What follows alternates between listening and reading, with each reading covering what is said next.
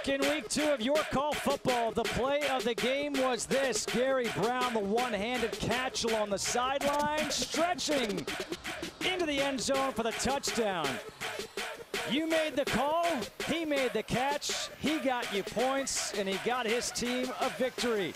Team Grit won 16-12 over Team Power to move to 2-0 in the series as Team Power makes their way inside here tonight for game number 3 of 4 in Your Call Football season number 2. We are here inside Dreamfinders Homes, Flex Field in Jacksonville, Florida, the training facility for the Jacksonville Jaguars. Team Power against Team Grit, and be sure to check and see if you have invitations to head-to-head competitions because they have to be accepted in order to run. Go to the H2H pending tab in your YCF app, and setting up leagues is the best way to rack up coins. The bigger the league, the more coins you can win. Make sure to create and accept leagues before kickoff. And now that you have that set up, we say hello. Justin Kutcher alongside Tom Luganbill here in Lugs. This is week number 3. Yep. Merrill Hodges' Team Power is 0-2 so far. What can they do to get a win here tonight? Well, first of all, 3 things stand out to me. Too many negative plays in terms of penalties, not getting ahead of the chains on early downs where Merrill Hodge likes to run the football, and inconsistent quarterback play. Those 3 things have to change in order for Team Power to have a shot this week. And of course, the reason why you want to have those wins and get in front of the chains is because of what we saw last week. The fans have had great success picking the majority of the play. Well, they have, and as we've broadcasted the first 2 weeks, we've really tried to stress how important it is to be able to run the football successfully, especially on early downs, because you want to give your quarterback a chance to be successful. You want to be on third and less than 5. And so you as the fan, when you're making that call and you see an ISO or a power in 2 of the 3 plays of the bundle that you're voting on, there's a pretty good percentage that if you go with the strong, heavy run game, you're going to be correct. And that's how you get points. And that's also how you get yourself in a manageable 3rd down situation. And it's also how you can win money. A lot of money is at stake each game, each week here for Your Call Football. Speaking of money, a guy who is in the lead right now for the overall title, which will pay out $10,000. We got a chance to speak to him earlier today. I think the most important play that really put me over the top was the Grit touchdown where Gary Brown just caught it, tiptoed the sidelines, and barely reached over the end zone. It was an awesome play, and that really helped me out.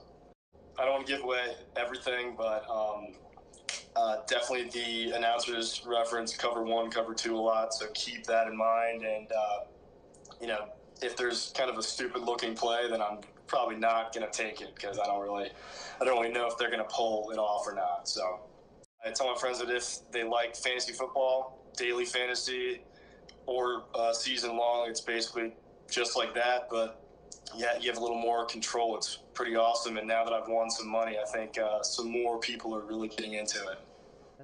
Well, you do have a chance to win a lot of money if you don't make the stupid plays, right? That's this right. is what happens. Over $50,000 is still up for grabs. We pay out at each quarter, $500, $400, $300 for the game, $5,000, $2,500, and $1,000, and of course, a chance to win $10,000 for the overall. You also have a chance to win $1 million if you call the perfect game. Even Tom Luganbill hasn't called the perfect game yet, despite what he might think. And of course, the leaderboard through 2 games, the man we just spoke to, Alex Jansen, he is in the lead by 9/10 of a point for those $10,000.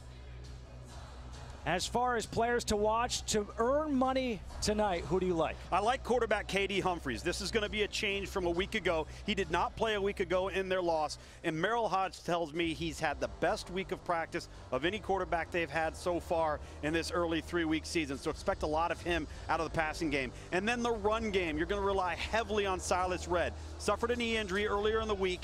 He is expected to be back at full health. Arguably one of the most talented offensive players on Team Power. And then for Team Grit, it's all about quarterback Vadley. The question is, fans, will he start? Because he's been the spark for each second half of the first 2 weeks and has led Team Grit to victory. And then watch out for Roderick Henderson. Offensively and defensively, big 93, awfully disruptive on defense, but on offense, in the goal red area, take a note. If he ends up getting in offense, he could be a ball carrier. Watch for the belly package for the big man, Roderick Henderson. Well, Team Power, they won the toss. They will start with the ball, which means they start at the 35-yard line. No kickoffs here in Your Call Football. If you're joining us for the first time, that's one of the main rules of this game. 12-minute quarters. We play NFL rules, but no 2-minute warning. Punts automatically go 40 yards, and you cannot punt once you have advanced past the 50. On first down, Katie Humphries hands it off here to Silas Redd. And Silas Redd will get 3 yards to open up. Now keep in mind, you saw number 88 right there on offense. He's their H-back. He's what they call their movement tight end. They're going to start to utilize him in the passing game coming off of some of the run game action. So you see that play at the top right there? I'm not telling you they're going to run it, but that's number 88 on what they call the Texas route. And it's going to take you to the flat and then come back underneath. Let's see if Merrill Hodge decides to go with that here on second down. Second down and 7 here for Team Power. Again, 0-2 to open up this series. In Series 1, Merrill Hodge, he was undefeated. Humphries under center for second down and 7. Humphries to pass. That ball is deflected at the line. It's incomplete. It was knocked down by Toby Johnson. Well, if you like to view our broadcast on a larger screen while playing in your app, your best bet is to go to yourcallfootball.com. Some of you have asked about streaming live on YouTube. We did that last year, but the delay, it hinders the user experience, so we're no longer streaming there. Your Call Football is committed to delivering the game with zero latency for the best possible playing experience. No, you can't be right if you're on a delay. Nope. So you got to get on that app and you got to play it, and you got to play it live. All right, big third down here, third and about 7 plus. Obvious passing down for those of you picking plays. Empty backfield here on 3rd and 7. Silas Redd is split out wide. Humphries looking near side. He completes that pass to Chuck Jacobs, and Jacobs will get out to the 50-yard line, and he does get the first down. A 12-yard completion here to Jacobs on 3rd and 7. I like the play call. That's what I call a confidence call. Get the ball into the hands of the quarterback and get it out of his hands quickly. Merrill Hodge in the passing game is not going to take a lot of risks downfield. So if you see a passing game in the bundle and you think it's a passing down, take what the defense gives you, which means there's going to be some underneath plays that could come to play. And let's not forget, Katie Humphries did not play last week. Patrick O'Brien played the entire game. Merrill Hodge said that may have been the best thing that could have happened for Katie Humphries. He's been so sharp this week in practice. No back in the backfield here should give you an indicator on what type of run call it could be. It's a design run here for Humphries. Humphries straight up the middle, takes it down to the 40-yard line. He picks up 10. And it'll be a first down here for Team Power. Nice job, fans. Successful right there. It's a great first down call. You give the passing game look, and now you get the numbers you want, because remember, the defense can't blitz. They only have a 4-man rush. So if you've got 5 to block 4 and the quarterback is the runner, you have a numbered advantage. We'll see what the fans choose here on 1st and 10 from the 40, but Merrill Hodge had great confidence in his team for this week, expecting a win. A good crowd on hand here in Jacksonville at Dreamfinder's home field, Flex Field.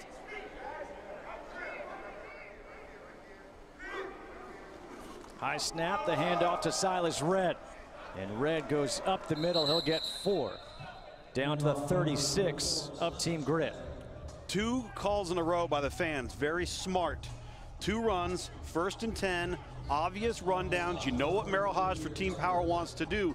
You start following the trends and going with the percentages, you're going to give yourself a chance to be right. Now, you see these plays now in your bundle.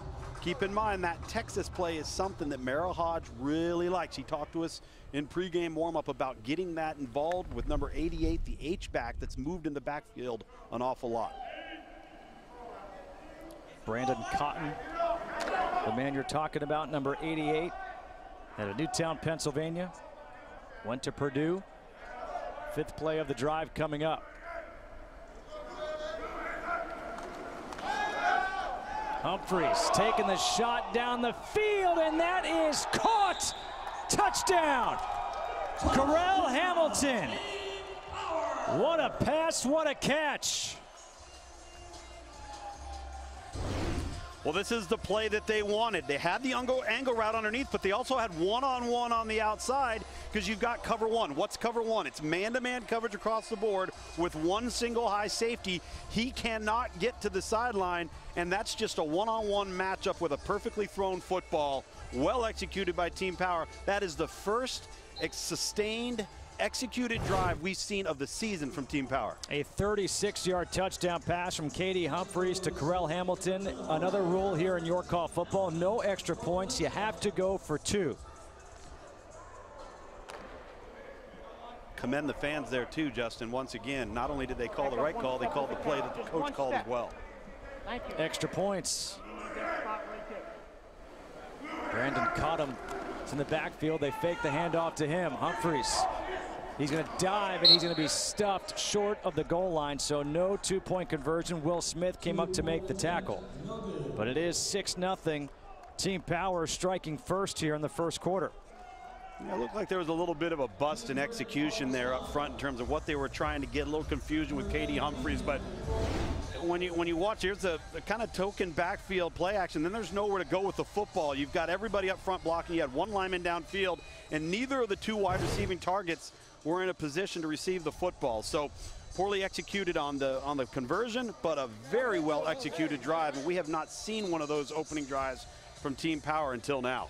And a big question mark coming in was who would we see at quarterback to open the game here for Team Grit? It is going to be Trenton Norville. Well, he's got to start playing in games the way that he practices, because the coaches rave about him in practice. That has not transpired during games just yet. Khalid Abdullah on first down. He gets stuffed. He's going to lose a yard here. So all you fans who picked along with the coach, guess what? Negative points. All you who were going against the grain, congratulations. And what that is, that's a great lesson in execution, because you call the play where the percentages are in your favor. The coach likes it too, but now you've got to rely on the players to actually execute and get positive yardage. So now you're behind the chains. You see the bundle. You've got 2 pass plays and a run play. You're probably going to be tempted to throw the football here and get yourself at least half of what you lost back.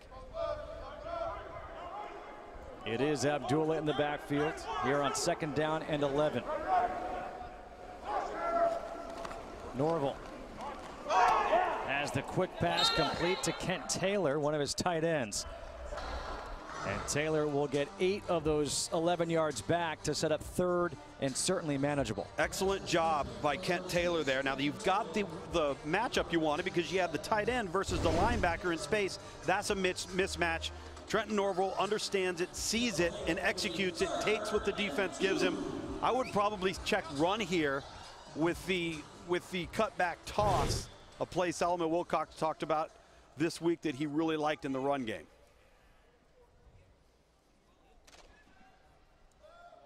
Third and short coming up here for Team Grit. It was a 3rd down conversion by Team Power to extend their drive.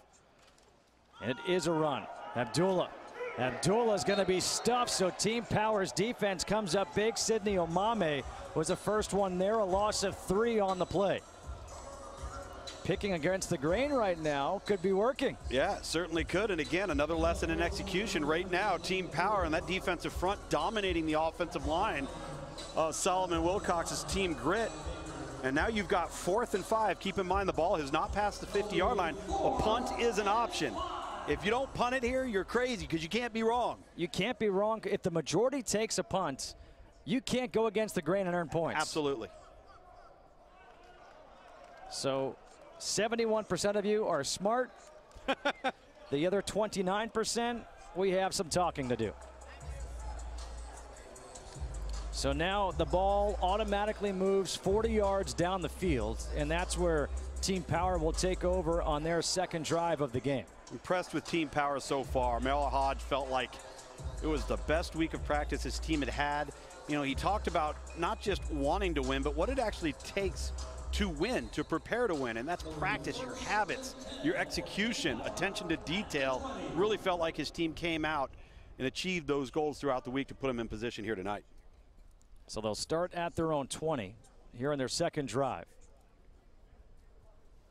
you're going to continue to see a lot of this backfield action with number 88, the fullback H-back, where he'll line up in one set and he'll motion across the formation. He may motion back, and that's also an indicator of the defense. If somebody goes with him, it tells you whether in man-to-man defense or they're in zone.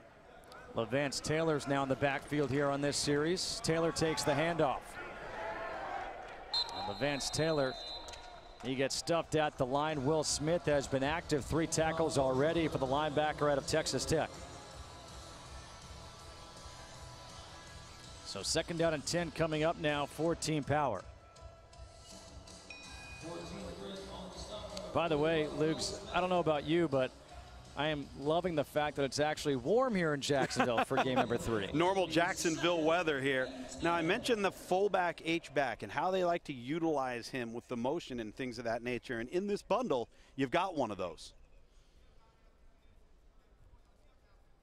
So if you're calling plays, which you've done, is that what you would call? I would here if that's what the game plan throughout the week told me gave me an advantage. Because you're trying to say, okay, how do we get this guy matched up against this guy? Let's see if that's what they get right here. I think they're going to get what they want. Nope, they're going to go the other way. On 2nd and 10, the handoff.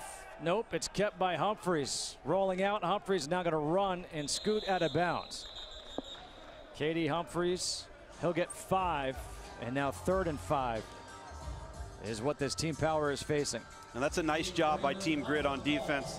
Not falling for the banana in the tailpipe, making sure they don't commit the eye violations of taking the fake one direction while the plays go in the opposite direction. Really, really well done there. They converted last time on 3rd and 7 on their opening drive. Now you see that run play in there. That's a draw. Now draw's not necessarily a bad call here. You're going to be probably leaning towards the pass, but that's also what the defense may be thinking. Looks like they're going to be in cover 1, so you got man-to-man defense right here.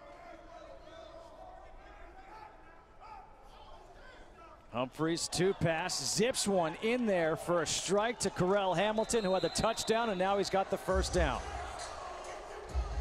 Katie Humphries put a little bit of extra juice on that one. Some juice, and look how quick it's out of his hand. No hesitation. He's not holding on to the ball. He's not patting the ball. This is an offense right now in the passing game that's in rhythm. But you as the fan have acknowledged that that's where he's good. Give us the short underneath plays, and Katie Humphries is going to do what he's coached to do, and that's take what the defense gives him. A 12-yard toss to Correll Hamilton for the 1st down. 4 minutes to go here in this 1st quarter. Don't forget, we pay out at the end of each quarter $500 for the winner, $400 for 2nd, $300 for 3rd. All right, you've got cover 2. We've seen this look before. This is the no-back look. You could have quarterback draw. Defensively, they don't have enough players to defend this. Quarterback draw again for Humphries, and Humphries takes a shot. The helmet comes off. Pierre Tucker is the one who laid the wood on him. And there's no flag, but, I mean, he came in with a forearm. Ooh. That was helmet to helmet, and then the forearm came in. That was helmet to helmet, head or neck area, leading with the crown of it. I mean, that pretty much checked all the boxes defensively. You just hope that Katie Humphries is okay. Really well defended when you consider the players that were in a secondary position in terms of their responsibility being secondary run responsibility, quickly to get off their target and make the tackle within the box there. 2nd and 7 here for Power. I'm sure you've had your head rung a couple times, your bell rung a couple times. Yeah, a few times. In the old days, they didn't address it the way they do now, though. Which, if he stutters, that's the reason why. Taking the shot again down the field, near sideline, incomplete, off the hands of Chuck Jacobs. Penton was guarding him, and Jacobs feels like he should have made that catch. Well, I tell you, this is a well-thrown ball, but the difference in this being an incompletion and a completion would be a little bit more air. The trajectory was a little bit flat, but what I like about this is Katie Humphries saw the pre-snap coverage, knew he had one-on-one with his favorite target in Jacobs, number 82, and took advantage of it. That's a sign of a quarterback seeing things, knowing where his playmakers are and how to use the personnel. They've converted a couple of third downs already, now facing a 3rd and 7. 2 for 2 on third down so far in the game. 72% of the fans have selected this play. They're going to get zone coverage here, so you're not going to be able to get a big play. It's going to be a throw after the catch. The catch is made, but slipping and falling is Levance Taylor. And it's going to be a loss of 4, so 71%. They're like, oh, why does that turf have to be slippery? Yeah, and that's the first time, and I meant to say run after catch. That's the first time that Team Power has struggled in pass protection, and that time Katie Humphries was under duress just a little bit. 4th and 11, ball hasn't crossed the 50. You've got to punt the football here. Last time we saw 71% choose punt. Will the percentages go up this time? I'm going to say yes. I hope so. I hope they go up to 99.9%. Not going to happen. Let's wait and see. 90%. Oh, so close. We're getting there. We're getting there. We're getting there. And there's 2:04 to go here in the opening quarter.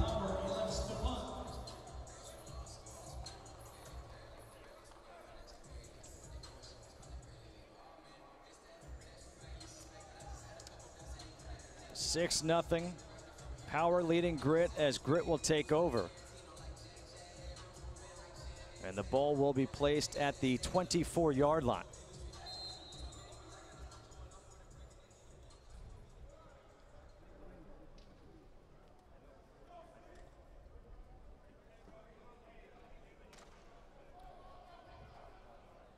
Trenton Norville out of Western Illinois.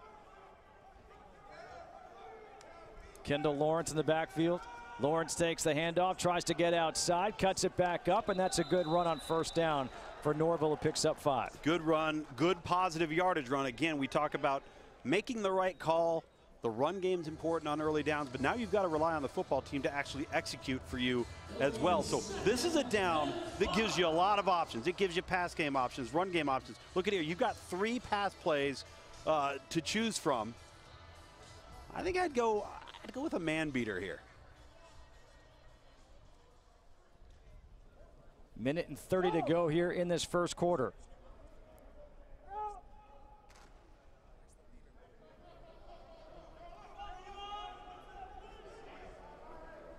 All right, you're going to get cover 1 here. Press coverage, so it's going to be man-to-man.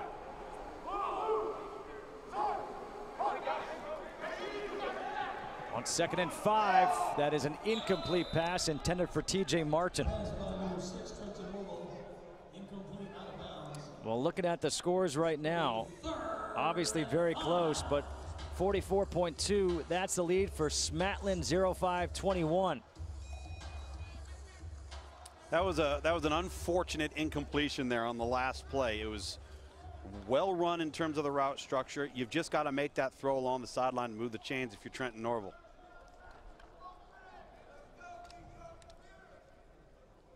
Third and 5.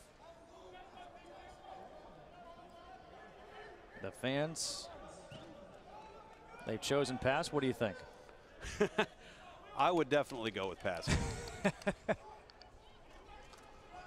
Norville gets rid of it quickly off the hands of his tight end Clayton Wilson. And now a punt option will be there. If you're seeing, as a fan, if you're seeing 3rd and 5, 3rd and 6, 3rd and 7, somewhere in that range, and you see a run play in there, I would stay away from it unless it's a draw. Not just quarterback draw, but also just true running back. Because the way the defense has their numbers, if you're going to run draw on a 3rd and 5 plus, you have an advantage to actually put yourself in a position to maybe go for it on 4th down if you want to, if you don't get it. But I don't think you're going to be able to get that out of a power run game on 3rd and long. Well, 90% again have chosen punts, 2 possessions, 2 3-and-outs for Team Grit. And we talked about it. You wonder, as this first quarter has a minute and change remaining, does Solomon Wilcox change up his game plan and in the second quarter go to Vadley at quarterback, as opposed to waiting for the second half? I think it's an option that he's got to consider, because even to his own acknowledgement, the energy in the building changes, the huddle changes, people respond differently. They know that something exciting can happen when he is into the ball game.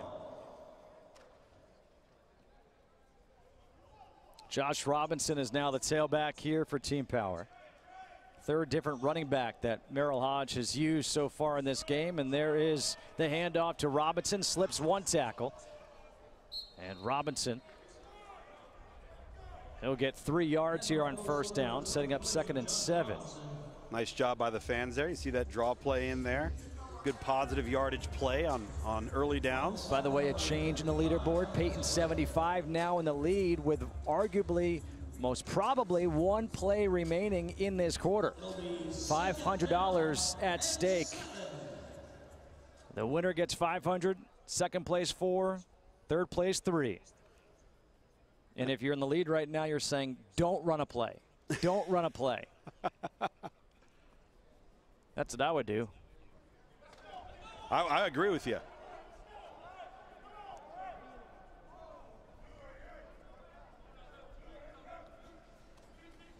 They will run a play on 2nd and 7. It's thrown away by Katie Humphreys. That stops the clock with 3 seconds remaining.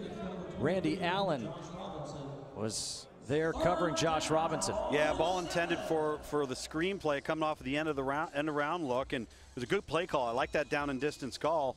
Just well defended that time by Team Grit.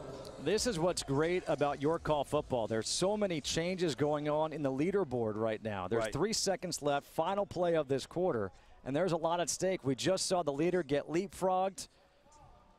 Well, I'm going to tell you right now, if you get cover 2 and you called 4 verticals right now, if your quarterback does what he's supposed to do, this should be an easy completion for Team Power. Humphreys overthrows his receiver. No flag on the play. The receiver was Josh Robinson. C.J. Roberts was there.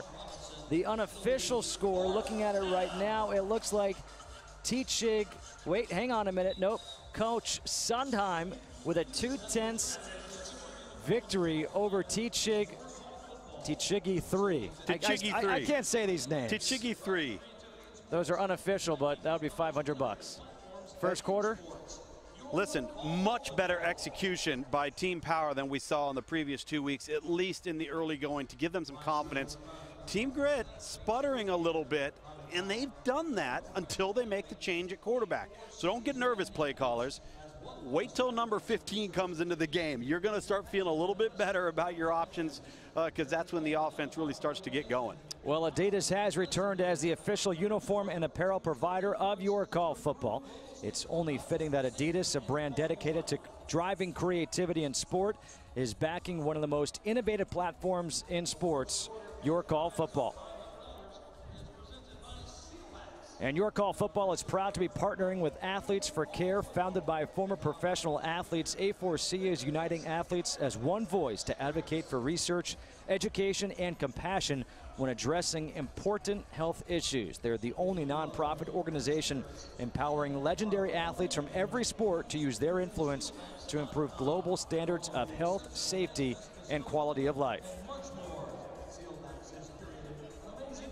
As part of Your Call football's community impact efforts, players and coaches recently hosted the Big Brothers Big Sisters of Northeast Florida at the Hyatt Regency Jacksonville Riverfront. 60 bigs and littles joined players and coaches for an afternoon of fun and teamwork. Head coaches Merrill Hodge and Solomon Wilcox delivered motivational speeches, and YCF awarded the organization $1,000. YCF and Big Brothers Big Sisters, potential is everywhere. Understanding head impact. It's a major sports storyline. Your Call football has partnered with an innovative Minneapolis company, Prevent Biometrics, to monitor the impact players' experience in real time. Every YCF player has been outfitted with a custom-fit Impact Monitor mouthguard, helping coaches and trainers gain critical, timely feedback and keep players safe. Well, here's what's really unique about it. It's going to give us statistical information to validate how much better and safer the game is. Well, the first quarter cash prize of $500 is presented by Sealbox, an official partner of Your Call football and online distributor of the very best American craft spirits.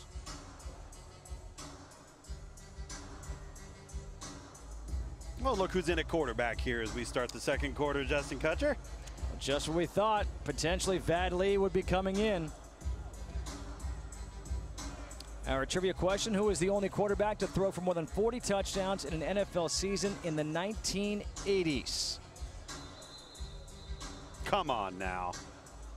Are you offended that it's not your favorite player of all time? Well, my favorite player didn't throw 40 touchdowns, but he won a lot more Super Bowls, I can tell you that.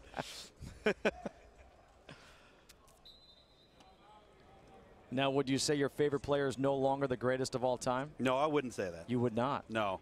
I You're know biased? I probably should. I know I probably should. But wow. In case you're wondering, Tom Luganbill's favorite player of all time is a guy by the name of Joe Montana. Well, that's exactly right. So Vadley comes in here at quarterback. And looking over at the sideline, it looks like some defenders for Power have their helmets off. Just want to make sure everything's all right. A bit of a delay to start this second quarter.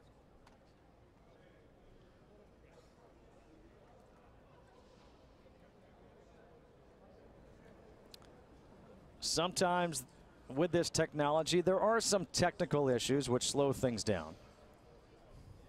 Not sure if that's what's going on at the moment. Would you like to record a JIP right now while we're waiting? Sure. We do apologize for these technical difficulties. We will join this game in progress and momentarily. There you go. Yeah. See? Those of you who always see those things, those are called JIPs. Join in progress. The first quarter, we saw Team Power strike first on their opening drive of the game. They got the touchdown on the beautiful pass from Katie Humphries to Carell Hamilton.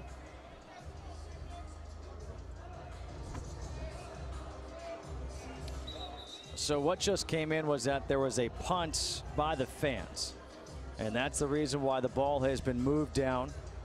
And Team Grit will take over. I will say it is pretty cool from where we are to look down and see different people playing the game on the app. And when there is a successful play, see them celebrate that success. I haven't seen anybody throw their phones yet when the play does not work. Not yet. Personally, I'd have to get a new phone. All right, so Vadley comes into the game here, Justin, and as we've talked about, the athleticism and his ability to create and be utilized in the run game a little bit brings a little spark to this Team Grit offense. Yeah, I want to see what they can do to start off. Briante Dunn is now in the backfield. Dunn takes the handoff, and he gets wrapped up by Cortell Jenkins after a pickup of 2. Fans doing a nice job once again going with the percentages, understanding what each team wants to do on early downs, which is run the football.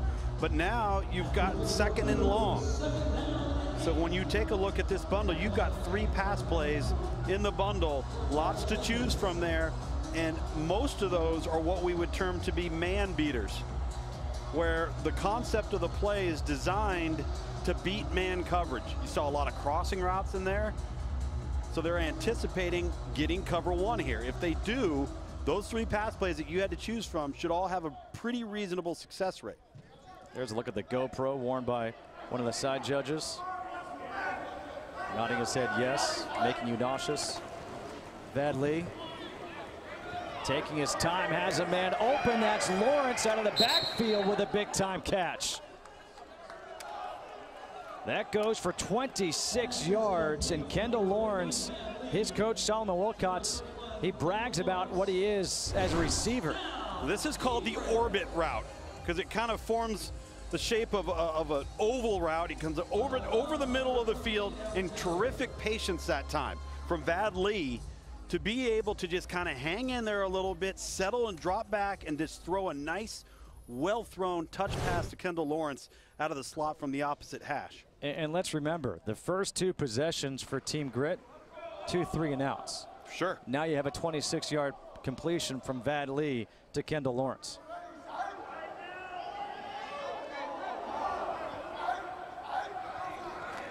Lee in the shotgun, flag is thrown, and it's Lawrence again over the middle. He gets hit, fumbles it, and that is scooped up by Team Power, and it's scooped up by Khalid Wooten, but I have a feeling it's not going to matter. Yeah, if this would have been an offensive penalty, they would have blown the play dead. They did not blow the play Offside. dead. Defense, number 59, 5-yard penalty, Repeat first down. So Power very fortunate there. Really well executed. Just got to hold on to the football if you're Kendall Lawrence. And you can see how they really, Justin, want to get him the football. So when you start seeing plays in your bundles that have the running back involved in the pass route, in the pass concept, it's a good indicator of where you may want to go.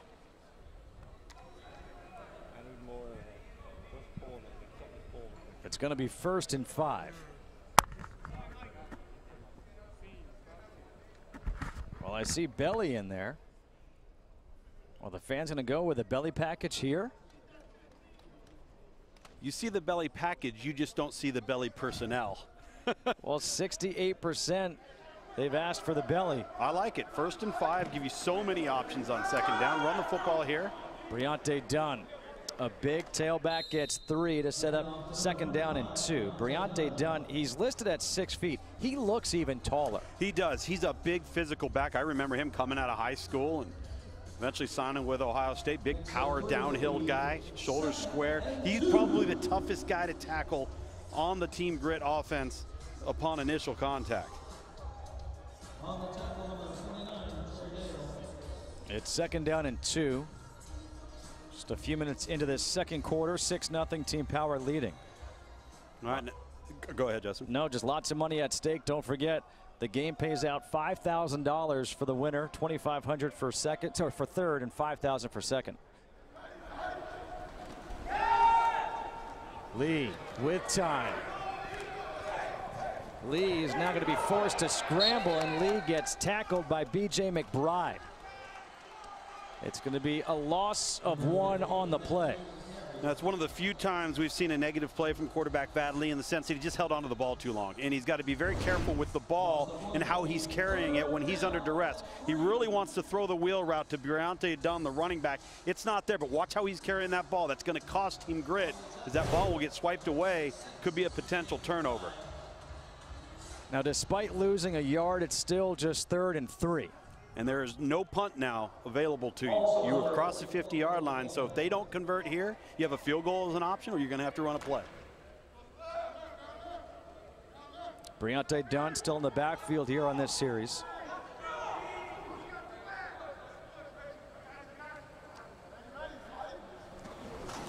Lee, the quick pass. It is caught by T.J. Martin, and that will be the 1st down.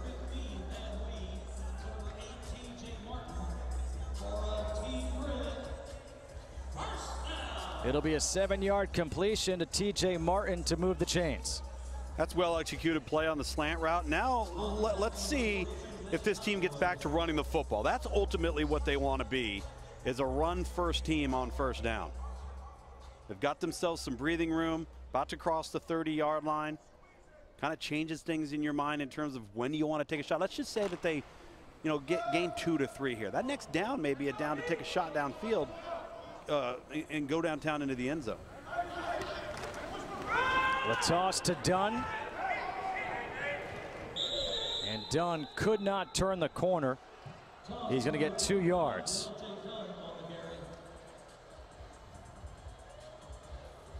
Curious to see what the plays are in this next bundle here. I was going to ask, you want to see them take a shot? I'd like to see 4 verticals, and not because I want them to throw the big play to the outside downfield, but it's the 2 inside slots that give you some options, and that's not one of your 3 plays here. But the top play there is the play that Vadley has thrown very well. He likes to come back to the sideline. You've got the out routes underneath. Let's see what they end up going with. He's been very, very good on throws outside of the numbers in the first 2 weeks. 7th play of the drive coming up. The fans are listening to you. I don't know if that's a good thing. Only if he completes it.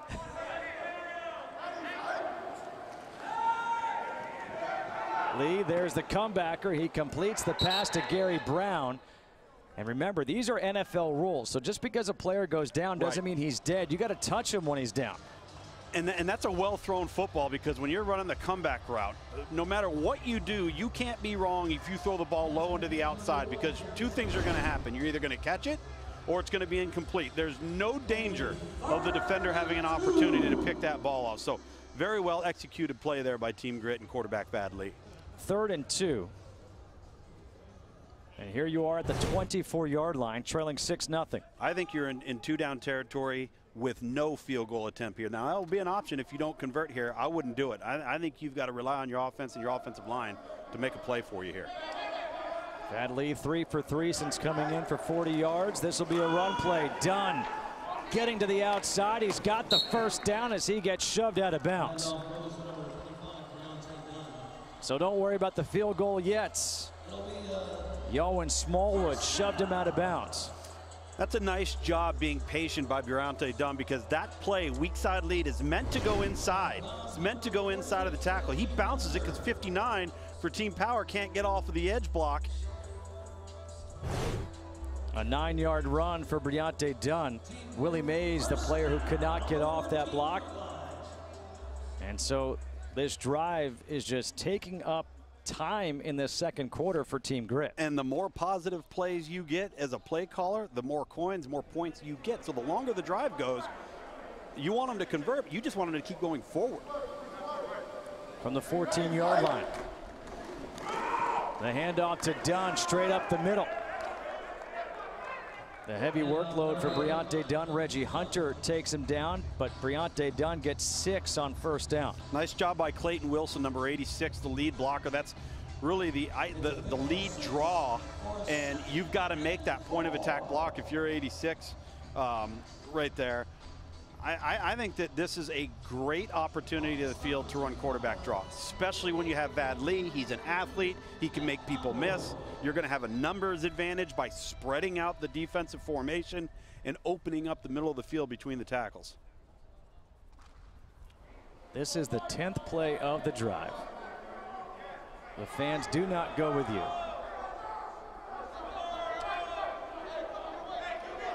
Vadli directing traffic, speaking with Kent Taylor.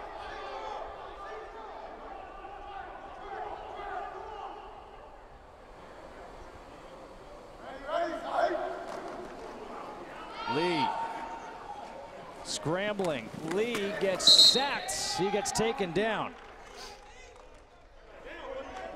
Vadli gets helped up.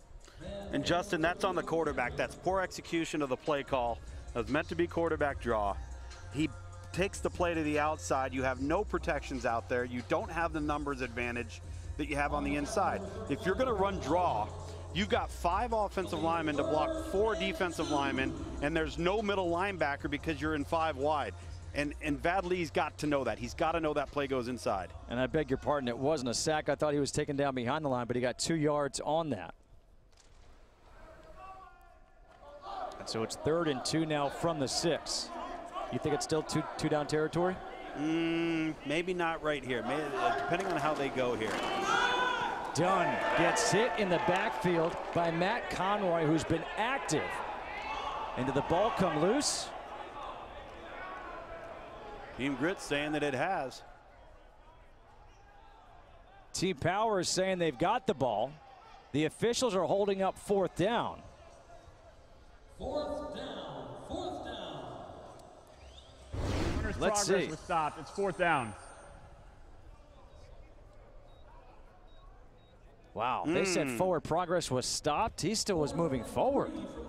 This is going to be a better angle for us. I think that's a clear fumble. I do too. I think that's a forced fumble. Will Coleman, number 44 for Team Power, knocking that ball out.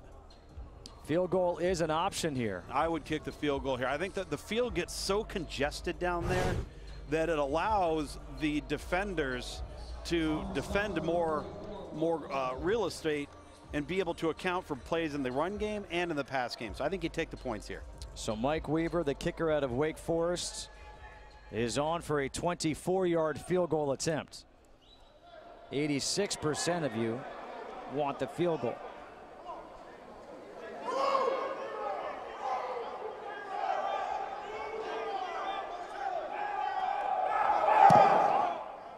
And the kick is good as our cameraman has to duck out of the way. That was coming in hot. Yeah, how come the net's not all the way up? That poor fella. I don't know if that's OSHA approved. This is coming right at you. Watch out. That's why you got to keep your head on a swivel, Justin. Don't be caught standing around the pile. Yes, sir.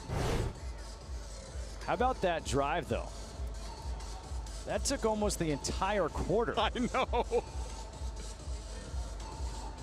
And to be honest with you, if you're Team Power, the fact that took the entire quarter and they didn't get a touchdown is big. I agree. It is big. May not be big for you as a play caller because it limits the time or the amount of plays that you get to call, relegated to just one team. Exactly, but if you think about it, all these fans playing on the app, all they care about is, I want to call plays. Correct, yeah, they're not aligned. They don't have an allegiance with Team Grit or Team Power.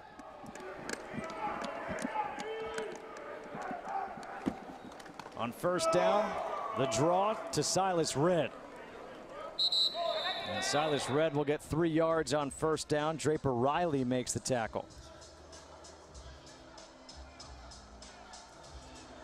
And right now, Kmart 4425 with a pretty big lead for the quarter at 28.3, 25.6 is second place.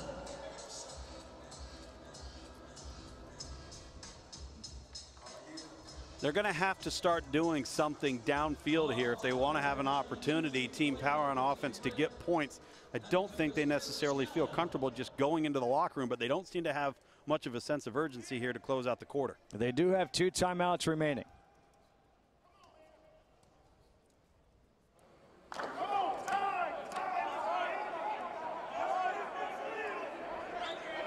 On 2nd and 7.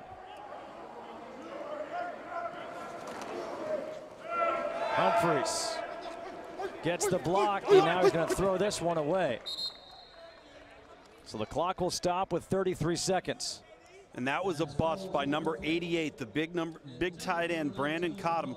He was supposed to come underneath into the flat, and he busted and went the opposite way, so there was nowhere for Vadley to go. Again, you may pick the right call, and you may have the call you want versus the look and the coverage, but you got to execute the play if you're Team Power on offense. That hurts you as a play caller. These fans are starting to find out. And Katie Humphries is 0 for his last 4 for Merrill Hodge and Team Power.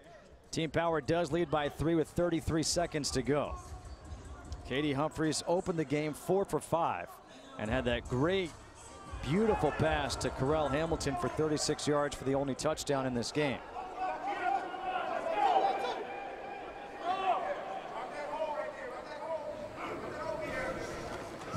On 3rd and 7. That pass is caught by Chuck Jacobs, and Jacobs will have the yardage for the first down. And a quick timeout is taken here by Team Power with 24 seconds to go. Timeout. Power, they're first. And look at this. Max K1 leads 31.8. The next is 31.6. Third is 31.5. Thank you. Fourth is 31.1. It's unbelievable. It is. It just, the margin of error as you continue, and if you're playing head-to-head, if you're challenging one another, or you've joined forces with somebody, you're dialed in to how these plays work out for you. Oh, by the way, I'm killing you in the head-to-head battle. Are you killing me? Yeah, you can't see the score, but I'm all. That's good because I didn't know that we signed up. Which is the reason why I'm winning. Yeah, I hear you. All right, so you see your bundle of 3 plays there, and I keep reiterating this. And an opportunity to get plus territory, it's coming down to the wire. You got to put yourself in scoring position. If you see 4 verticals, it's a great option for you because it's a beater versus cover one, and it's a beater versus cover 2 in all areas of the field. Well, that has been selected by the fans, 41%. Humphries looking for Silas Red out of the backfield. He's got it shoved out of bounds inside the 40 at the 38 by Boomer Mays. A pickup of 15. The clock stops as he's out of bounds. So Silas Red is the check down to 4 verticals. So the 4 verticals was the play called. But guess what? Silas Red is matched up versus a linebacker. Guess who's going to win that one-on-one? The running back's going to. So Boomer Mays at a disadvantage in coverage right there versus a better athlete. And quarterback K.D. Humphries finding him. Are you trying to get yourself a shot for the end zone, or are you trying to get yourself right now in position for a field goal? I think you'd like to take at least, get yourself halfway there here, hopefully on this down, and then take a shot and then settle for what you can. But a lot of it's going to depend on the success of this play right here. What type of yardage can they get here on first down, given the limited time left at 19 seconds? And still 1 timeout remaining. Humphries, that quick pass. They've got the first down, caught by Blake Mack. And a timeout is taken here by Team Power. It's a 10-yard completion. Final timeout of the half taken by Merrill Hodge. Now listen here now. Now you've got no timeouts left. So if you're going to throw the football, you better throw the football downfield and you better throw it to the outside, because you're not going to have opportunities to be able to manage that clock for a field goal opportunity if the ball's caught anywhere in bounds, particularly inside of the numbers. And 1/10 of a point is separating first and second place at the moment. Merrill Hodge working with the staff to figure out what bundle he wants to put in here. They have 13 seconds on the clock now. It's got to be a pass. It's got to be a pass, and I think that you've got to, if you want to take a shot downfield, you better hope they're in cover one, because your outside targets are going to be your primary targets, and the safety is going to have a hard time getting out of the middle of the field and to either sideline. But if they're in cover two, this creates more problems. By the way, usually they're standing room only. Here they're sitting room only. Sitting room only? Yeah. Yeah, look at that. On the floor, not in the seats. All right, you don't have a cover one look here. You've got cover two. I think you're going to see the play action pass here and the bootleg. There it is. Humphries in trouble, gets sacked, and he loses the ball. They say he's down by contact, but now no timeouts remaining, and the clock will expire. Aaron Tiller is the one who sacked him. There is a player down in the end zone.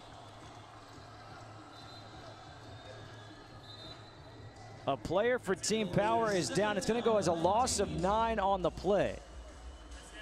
And it is Carell Hamilton who is now being helped up and off the field. Carell Hamilton, who had the 36-yard touchdown in the first drive of this game. Well, that's just unfortunate, Justin, to be able to have an opportunity to come away with points and to give up a sack in that situation. Carell Hamilton being helped off. You hope he's all right. And we are joined now on the field by Merrill Hodge. Coach, you spoke to us before the game. You said your team is going to win. You came out looking really good on that first drive. What did you see from your team? Well, a lot of self-inflicted dumb things. That's why I got a situation like that's where I get to say, coach has all the power but no control. Knew we could not take a sack. It was either there or throw it away. And we made a mental error. You know, we left some points, left an opportunity for our kicker, because our kicker will make that. You know, Coach, you talk about some mental errors. You had some busts, assignment busts there, particularly on the last drive. But from a quarterback perspective, how do you get KD Humphries back on track? Well, listen, KD did more good than bad, and that's what we're going to have to talk to him about. That's going to be obviously a serious learning curve for us. We just can't do that. You know, we got to know that going in. We told him that, you know, before the last play. And I know he got pressure on the backside, but got to have that clock in your head too. We didn't have a lot of time. If the guy's not there, the ball's got to go away. One last question for you, Coach. We just saw Carell Hamilton being helped off the field. I know you haven't had a chance to go and talk to him yet to find out his status, but what does he mean for your team? That's a big loss, because he has been big. You know, his touchdown early. I mean, he brought us. He had a different energy this week. I mean, the game is. If he can't play him, that's gonna hurt us in our deep game. All right, Coach. Thanks so much. Good luck. Thanks, man. So the first half closes. We heard from Merrill Hodge just there. You know, it's funny because they started off so well, but you could see a coach. They always are going to harp on the negatives. Sure. And that last drive and getting sacked, that leaves a sour taste in his mouth. Well, especially when the negative happens in such a critical moment. You're trying to get down there in scoring position and give yourself a chance. You know, one of the things that I've noticed from both teams is they've been very inconsistent in their production in the passing game. They've either looked really, really good or really, really poor. There hasn't been much gray area there. And KD Humphries and Vad Lee, for that matter, need to get back to looking like they looked early in the game on early downs where they were taking what the defense gave them and then getting their team in third and manageable situations. With all that said, it is 6-3, Team Power leading Team Grit at the half. Back with much more after this.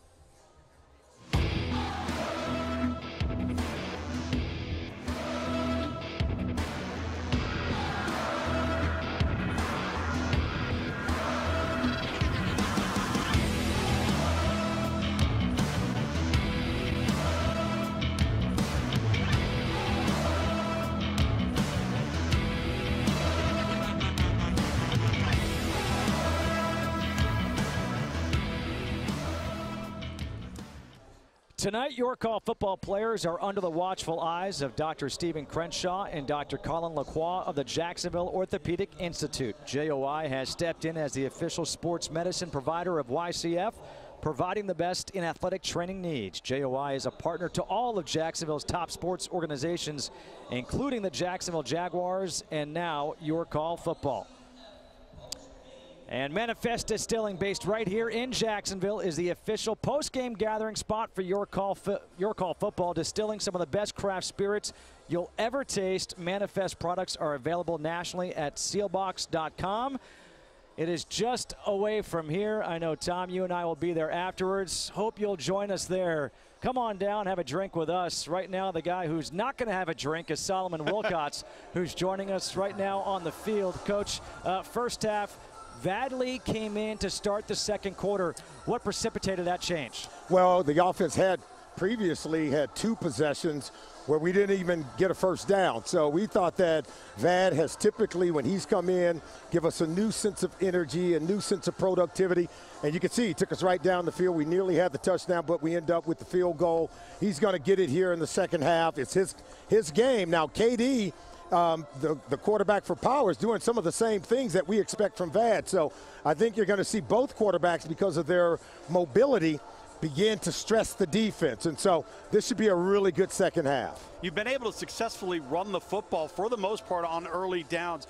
Any notion to taking the ball downfield a little bit with Vadley, try and thin out the back end of that defense for Team Power? I wish the fans would.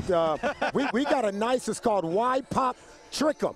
Why pop trick them? That's taking advantage of their aggressive linebackers, where we think we can go play action and get our tight end right down the middle. Please call that play. All right, Coach, thanks for joining us. Appreciate it. Hope the fans listen. All right. So there you have it right there from Solomon Wilcots. He's pleading with you to make that call. Well, this is the leaderboard. Trent T1, 42 points, 9/10 of a point over Chase C3 and Andrew K5. Missed out on $400 by a 1/10 of a point. I still just marvel at how close the scoring is for the game. NH1 leads by 6/10 of a point, 1.6 over Andrew K5. Again, for the overall game, it's $5,000 at stake. $2,500 for second, $1,000 for third, and of course you get points in this game, and that could set you up for the grand prize of $10,000 after next week. Well, listen, that's what makes this great. I mean, one of the things about calling plays is, not everything goes to plan. You can draw things up on the board, and you can know what they're going to be in on defense, and the old adage that whoever has the marker last is going to win, but then the player's got to go out and execute the play call. You might have the perfect look. You might have a busted assignment. Now all of a sudden it's like a grenade gets thrown on the whole thing, and you're sitting there scratching your head going, what happened? So you as a fan getting a real taste of some of the nuances of what goes into play calling. And you heard Solomon Wilcots pleading with you to call that play. Well, Solomon Wilcots' team will start with the ball at the 35-yard line here in the third quarter, trailing 6-3. Team Grit has won the first 2 games of this series. It's a 4-game series being played here in Jacksonville at the training facility of the Jacksonville Jaguars, who, by the way, just made some news, signing Nick Foles today to be their new quarterback. On first down, handoff to Khalid Abdullah. Abdullah gets tackled from behind by Willie Mays, but a 7-yard run on first down for Abdullah. Oh, that's exactly what you want if you're Solomon Wilcots in this Team Grit offense. And as you as a play caller, you have a wealth of options now in your 3-play bundle that's coming up because of your down and distance. So you guys seem to like the comeback route. I like you guys. What did we say in the first half? What's the best route that he throws? He loves to throw the outside, really 15 back to 12-yard comeback route. So what do the coaches do? They gave you 2 options of that play. What do you think they're nudging you to do? Run? No. For a second, I thought you were going to say, these are my guys, my guys.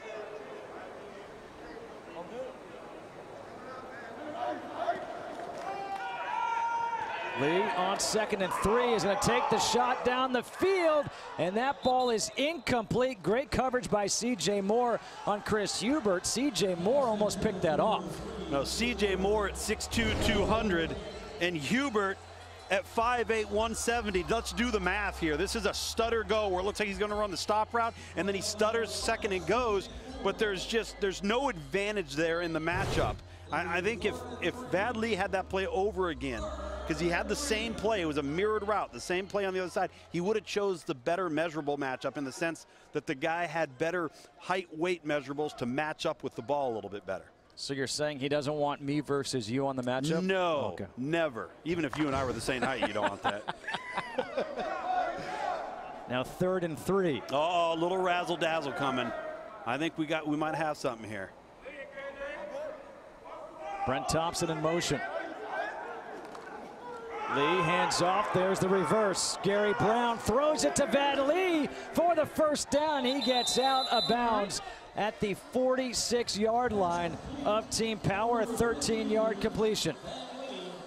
Every now and then you need just a little something to keep them honest, right? You're gonna come out with a little wrinkle, get yourself some momentum, fresh set of downs, you're in plus territory, all is well.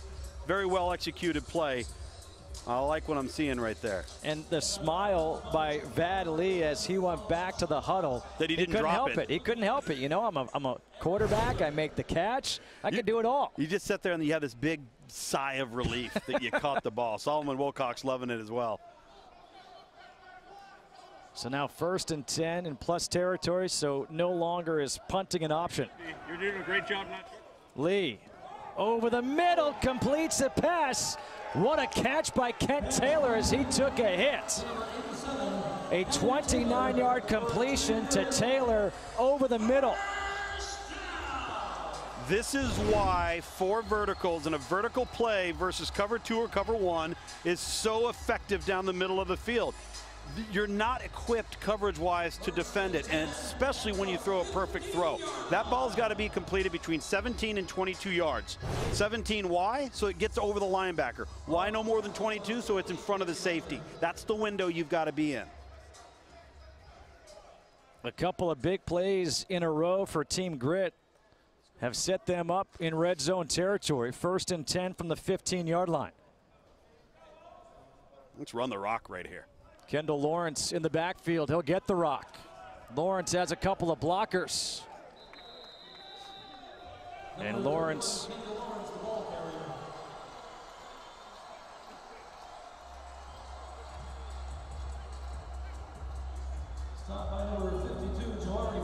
Kendall Lawrence is marked down at the 12-yard line. He gets 4 yards. As we are under 9 to go here in this 3rd quarter, Team Grit trying to get a touchdown, trying to take the lead.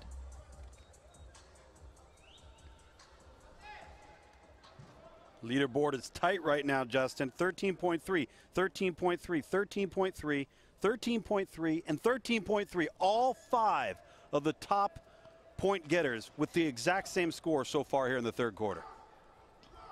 2nd and 6, empty backfield here for Vad Lee. Lee over the middle has this one knocked down at the line.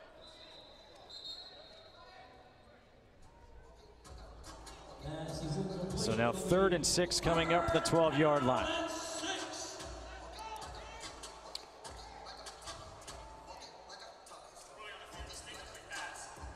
In case you're wondering, Lugs is analyzing the bundle. Sometimes dead air is your friend.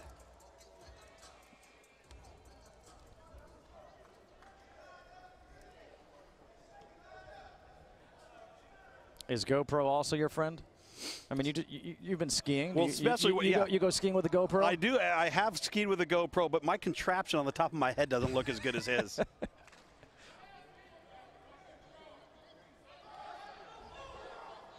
Empty backfield again here on 3rd and 6 from the 12-yard line. Vad Lee, the quick toss. It's knocked down at the line by B.J. McBride. McBride at 6'5", 292 from Beaver Falls, Pennsylvania.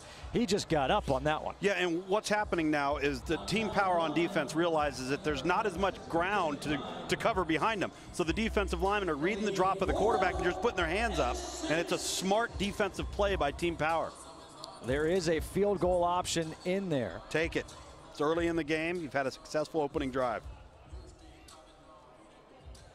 So now we know what kind of play caller Tom Luginbill is. Conservative? I like points. I just like them. They're my friend. Anytime you see an option to kick, Solomon Wolcott likes it. 94% of you have chosen to kick. And it's going to be a 29-yard attempt for Mike Weaver, who converted from 24 earlier.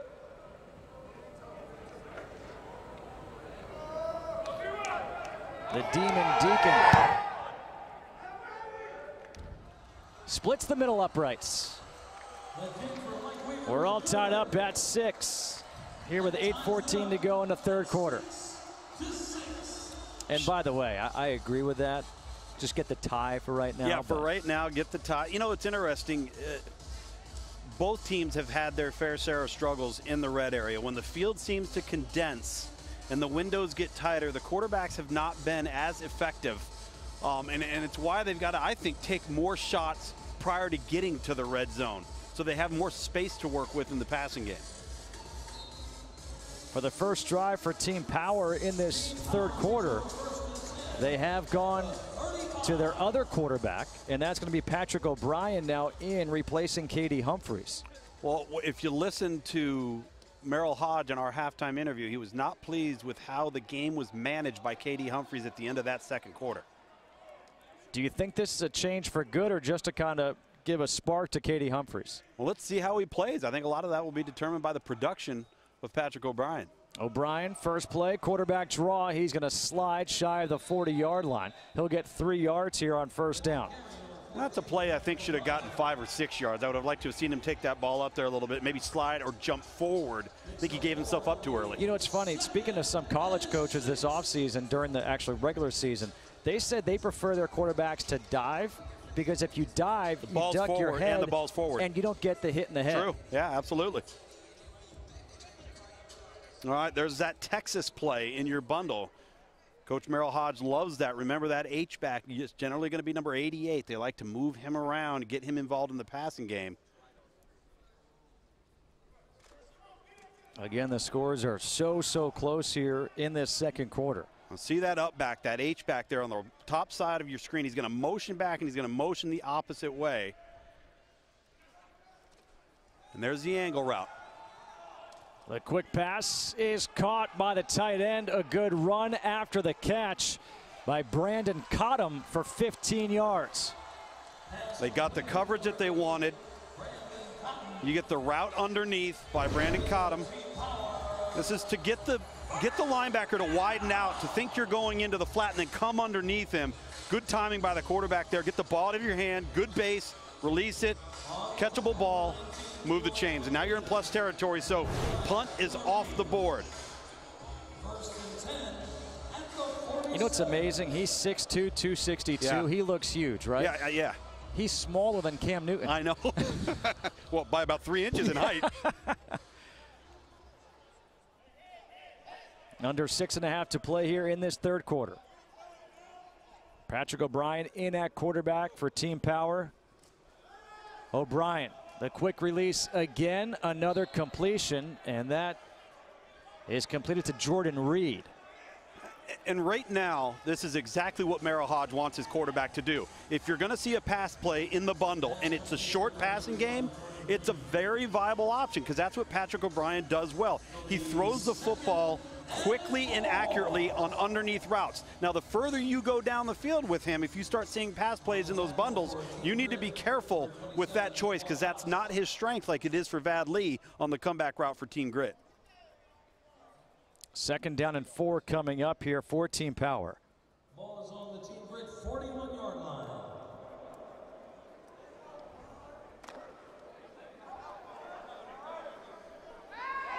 Empty backfield.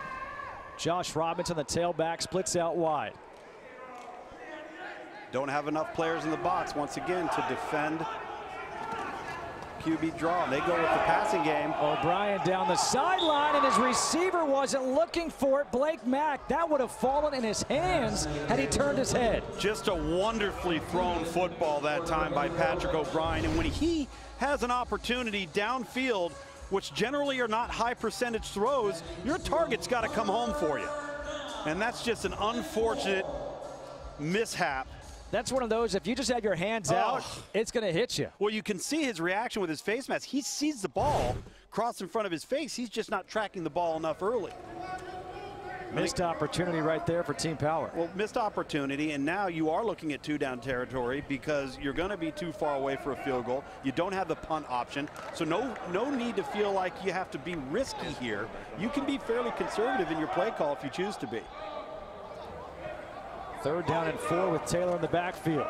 They hand off to Taylor, and Taylor able to slip one tackle, could not slip the tackle of Boomer Mays. He gets a yard, so 4th and 3 is coming up. And big number 90, Toby Johnson, is the one that created the problem there. Very disruptive, splitting the gap.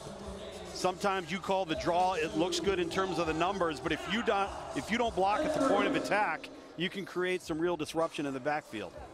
A field goal is an option. Don't choose it, please. I think going back to what Merrill Hodge has talked about going into this game, he loves that Texas route, the option route where the player's going to go out into the flat, he's going to come in, he's going to cross the face of the linebacker. We saw that from Cotto, number 88 before. You've chosen that now as a fan. Let's see if they go back to it. The offensive set looks like that's what it's going to be.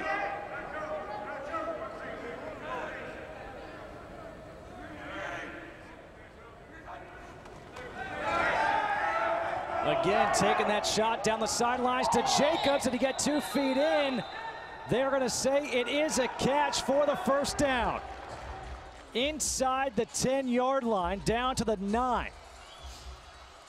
A 31-yard completion on 4th down. Really good job of knowing your personnel, knowing you're going to have single high safety, man-to-man coverage. You've got the go route. You like the matchup backside. If you watch O'Brien, the quarterback, he comes out and he surveys the field to the right to get the free safety to go where he wants him to, and then he's got one-on-one down the sideline with a very well-thrown football. Good execution on the play. Good play by you fans, calling the play, which looked like it was going to go to the right. The quarterback doing a nice job knowing his personnel. And remember earlier in the game, Chuck Jacobs had one of those balls down the sideline, had it go off his fingertips. This time he brings it in. Absolutely. It helps when you're looking for the ball, doesn't it? Well, it's 1st and goal now from the 8-yard line. Power goes empty. Quarterback draw. And again, O'Brien's going to slide. He's looking at the official saying, I gave myself up. I'm still getting hit. It's Leroy Alexander who hit him.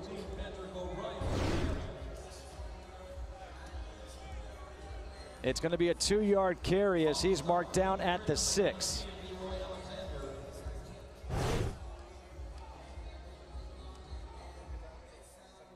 The leaderboard, by the way, I believe is a 0.2 of a point difference between 1st and 2nd place.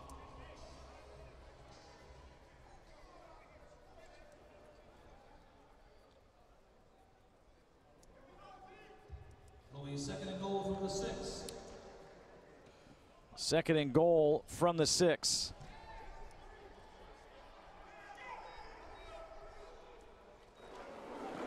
The handoff is to Josh Robinson.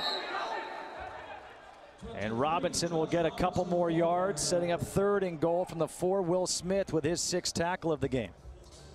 See, again, the field gets very, very condensed down here. If there's a trick play, or there's a pop pass of some sort, or there is a tailback pass off of the sweep, this might be the spot to take an opportunity to look at it. The problem is, if I'm looking at this bundle, I want number 7, Tommy Streeter, the big 6'5" receiver, to be in the game on the outside and throw the fade to him one-on-one and just take a chance. Say, hey, my guy's 5 inches taller than your guy. I'm going to throw up on the 50-50 ball and take a chance.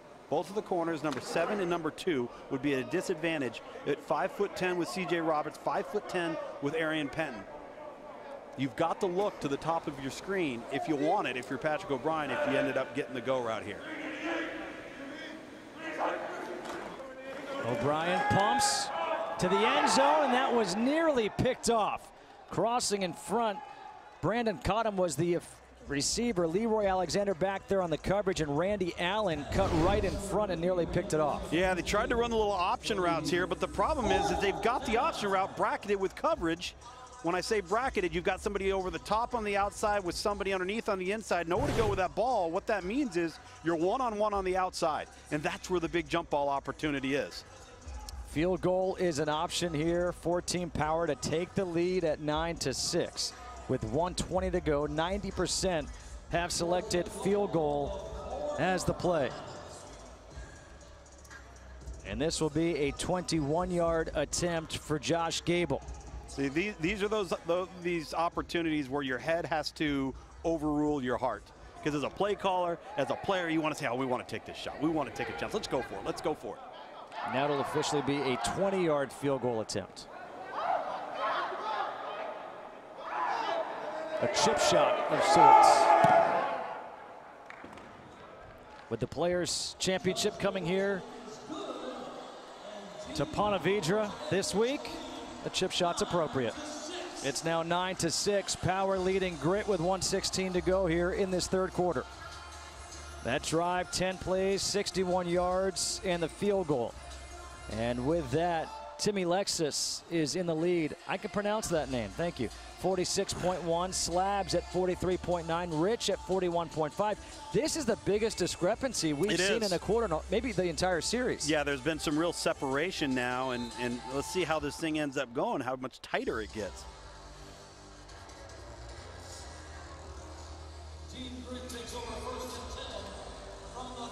Only one touchdown in the game, and that touchdown came early. It was the touchdown pass by Katie Humphreys to Carell Hamilton for Team Power, 36 yards.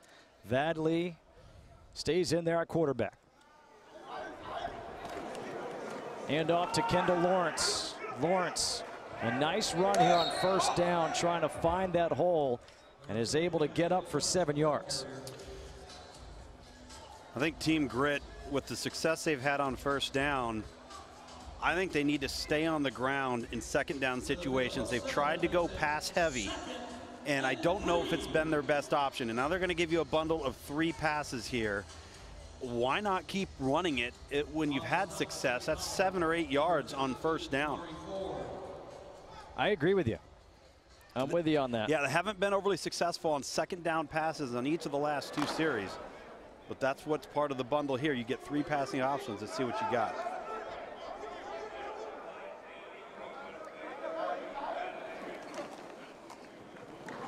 Pressure coming, and Vadley gets sacked. There were 3 white jerseys there. Willie Mays was one of them. And that might be the final play of this quarter, which means Timmy Lexus moves into the lead at 45.4. Sully 14, 44.6. Well, inconsistent play certainly at the quarterback position as this quarter has come to an end. I think it's going to come down to which offense can make one big play that can result in a touchdown, because it's been a battle of attrition in the kicking game so far. Well, Adidas, the official outfitter of Your Call Football, is here to create. They've done just that with the Audi Zero, the lightest cleat in football.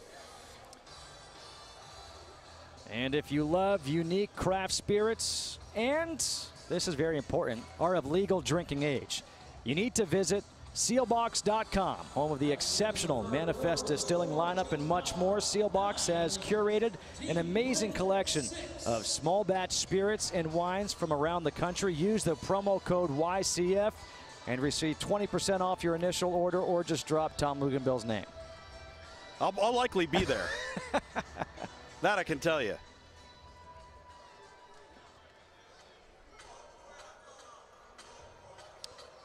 The third quarter cash prizes are presented by Prevent Biometrics, the official impact monitor provider of Your Call Football. Yeah, Justin, I've had a chance to spend some time looking at the Prevent Biometrics system for monitoring head impact, and it's really impressive.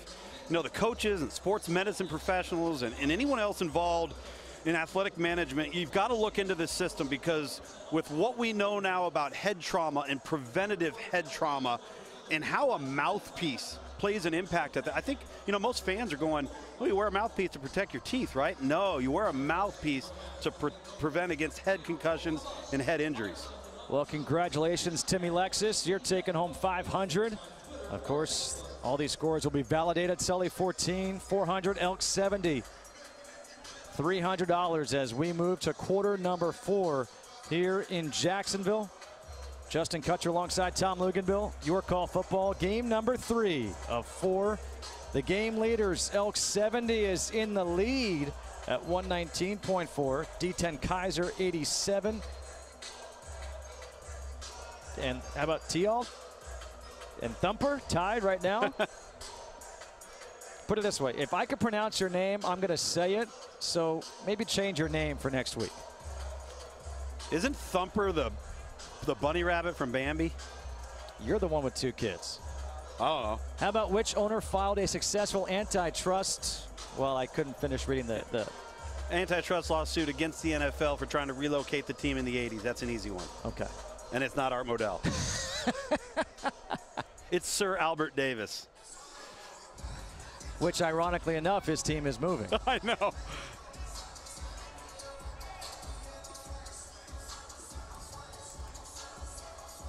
Quarter number 4, does Team Power get its first win of this series? Right now they're dancing. CJ Moore, apparently a fan of the music, the DJ here. I don't blame him. Lugs, we don't want to see you dancing. No, you don't. I'll tell you right now. If you don't have your cowboy boots on, don't be dancing. You're right. If I can't wear my boots, I'm not coming. It'll be 3rd and 9 from the 36 for Team Grit.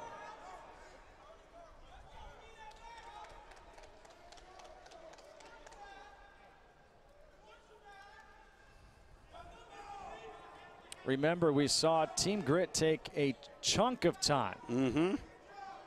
If Team Power can force a punt here, they could almost ice the game. Well, right now, if this ends up being a cover 2 play call and darn it.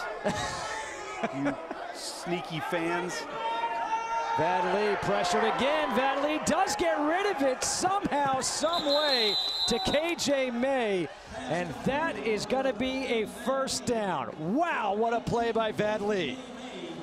Well, that's just a great job of keeping your eyes up when you're under duress. He comes off the token fake, and a big right tackle there, big number 77, just struggling to make the block off of the edge right there. I think Eric Wallace is a really athletic guy. He's a college basketball player and football player, dual sport player that is kind of coming into his own, but struggling right there.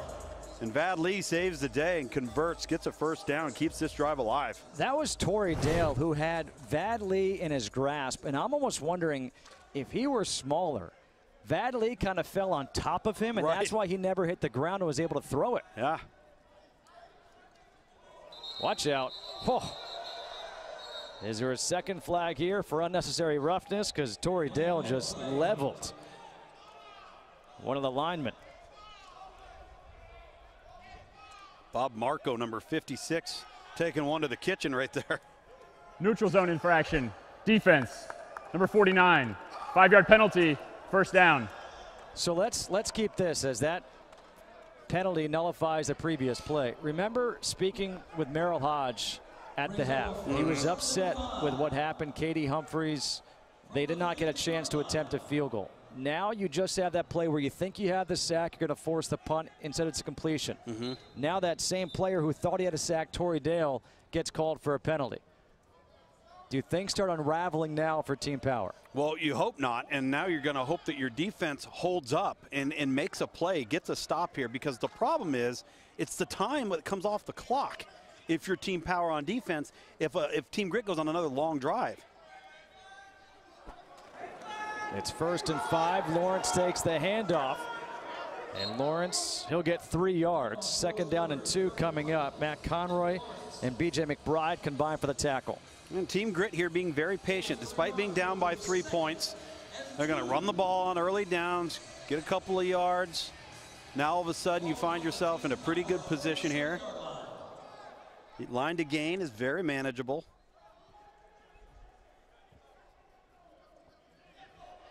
Do you open up the playbook right now on 2nd down and 2? I'd like to, considering that you're probably going to have a chance, you know, with 2 downs here, to take a shot downfield. At least maybe move the pocket so you give Vad Lee a chance to where if something's not there in the passing game, he can tuck it and run. Well, the fans are being conservative right now. And that's okay. A little confusion there at the line of scrimmage. Timeout taken here by Team Grit. Their first of the half. With 10:01 to go, 4th quarter. Back here inside our booth here in Jacksonville. Justin Kutcher, our spotter, Bill Garrity, Tom Luganbill, Mitch Smith on stats. We're busy here for Your Call Football. A lot of people making us look good. All of our play sheets. And look, our iPads. See, we're trying to call them just like you guys are trying to call them. Or actually, we're trying to help you call them better. And then not lead you astray. We want you to win money, right? Yeah, and if you want to share with us, we're fine with that too. Yeah, that's right. You know what? Invite me to play. I didn't get any invitations. No, come to the distillery. Oh yes, that's true. Do come to the distillery. Do come to the distillery because it is quite the hangout. Manifest Distillery after the game. These fans playing here at Flex Field. They could join us if you'd like. Let's see if the fans change their play call here after the timeout by Team Grit. You said you'd like to see a shot. Take a chance. I just think they've run the football kind of when they've wanted to, and it's been very successful. I think they're going to go with weak side lead here potentially. Yeah. Khalid Abdullah, he's got the 1st down. Whistle is blown as he's down at the 43-yard line. He'll get 4 yards. So a new set of downs here for Team Grit. And Justin, this might be where the chance to take one downfield is. And we'll see what the 3-play bundle gives us for you as the play caller. Remember, the 4 vertical look has been a throw that Vad Lee has been successful with. So has the comeback route. What are your thoughts on Vad Lee in this game? I think he's held onto the ball a little bit too long, and it's cost them and caught him some sacks. It's put him under duress. We didn't see that from him in the previous 2 weeks. I don't know if there's just a little confusion on what he's seeing, but then he's also made some very, very good throws. The seam ball down the middle of the tight end, Kent Taylor, to open up the 3rd quarter was very strong, led to a field goal for Team Grit. Lee's 5 for 8 for 79 yards. Pressure coming, and he gets sacked right there. Almost too easy for Sidney Omame. A loss of 7 on the play. Well, Team Grit on the right side of their offensive line had a miscommunication. So you've got Bob Marco, 56. You've got 77 Eric Wallace at the right tackle spot. And Eric Wallace does not block the end man on the line of scrimmage. You see Bob Marco coming out there, popping out late, and he doesn't believe he's responsible for that player. And look at number 56 there, looking back at the offensive tackle. Vad Lee's talking to his guard. And that's just a lack of execution and self-inflicted wound for Team Grit. Luke, you played quarterback. When you see that as the quarterback and that guy coming for you, what are you thinking? Well, first of all, get out of the way. Secondly, if it's a pass play, get the ball out of your hand, because the last thing you want to do is take a negative play. 2nd sack this drive for Team Power. Lee, this time he does step up down the sideline. Great adjustment is made by Thomas Owens to the end zone. Touchdown. 50 yards from Vad Lee to Thomas Owens. Back-to-back weeks, we get a one-handed catch. This time, it's left-handed. This ball hangs up in the air, but it ends up benefiting Team Grit because the defender overruns the play and loses sight of the target. And CJ Moore, number 5, Thomas Owens, good job with the eyes of Vad Lee, trying to get that safety to get to the opposite side of the field, gives you one-on-one. Nice catch, good after the catch, and that might be the difference in the ballgame, folks. First lead of the game for Team Grit. First catch for Thomas Owens. Goes for 50 yards. I don't even care if I'm right on this conversion. I know what play I'm calling. You want Ghost? You want Belly in there? Nope.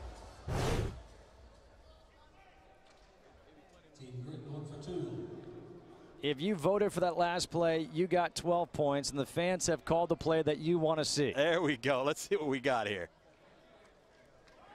Lee throws incomplete. So the 2-point conversion is no good. It is still a 3-point game with 7:50 to go. And I want to go back to this if I'm Team Power and Merrill Hodge. Every time they get a big play defensively, they give up a big play offensively the very next play. Yeah, they just, it's almost like they go into relax mode for some reason. So now Team Power has to come back.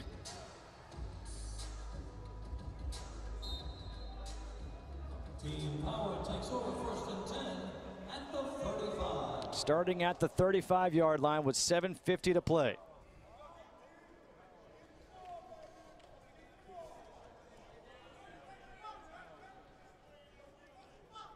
The quarterback, Patrick O'Brien. Katie Humphries has been benched for the second half.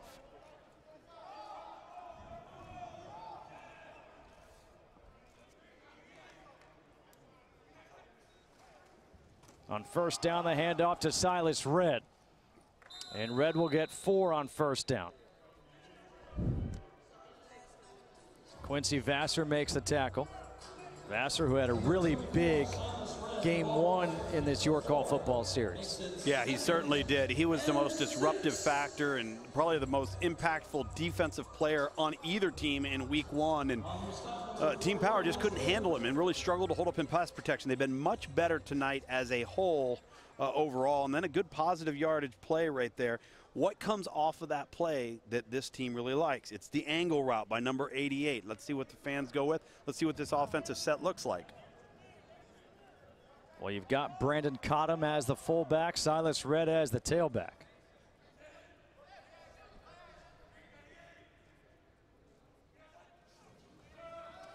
O'Brien down the far sideline, airing it out for Chuck Jacobs. Too far, incomplete.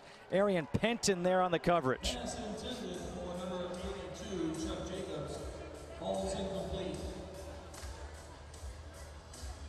That's why it's called a game of inches. I like the decision that Patrick O'Brien made there. He had man-to-man coverage, one-on-one with no over-the-top safety, so you got a lot of field to work with right there, and decided to take a shot.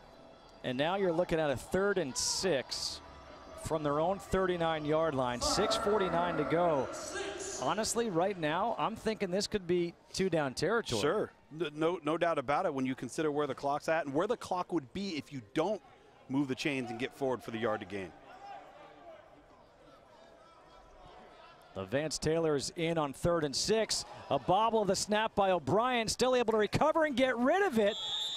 And he's going to have the first down to Blake Mack. Huge break there for Team Power.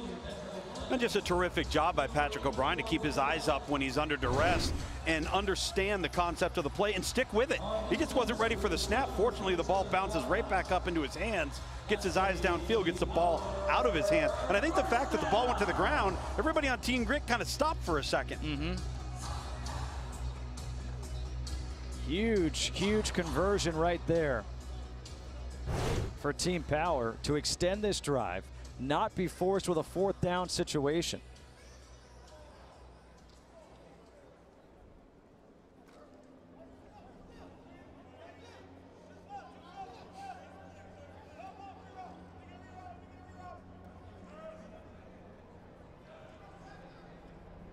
6 minutes to play. The hard snap. And it's going to be a false start. False start. Offense, number 60. 5-yard penalty. First down. That's against Ryan Schmidt.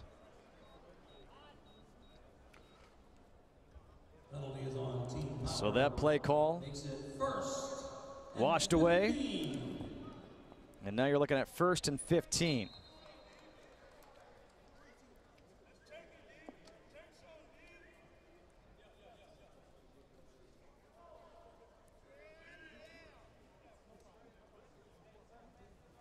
Team Power does have both their timeouts remaining. And in case you're wondering, if we get to that point and they kick a field goal, overtime rules, we adopt the college rules, but each team gets 1 possession. That's it.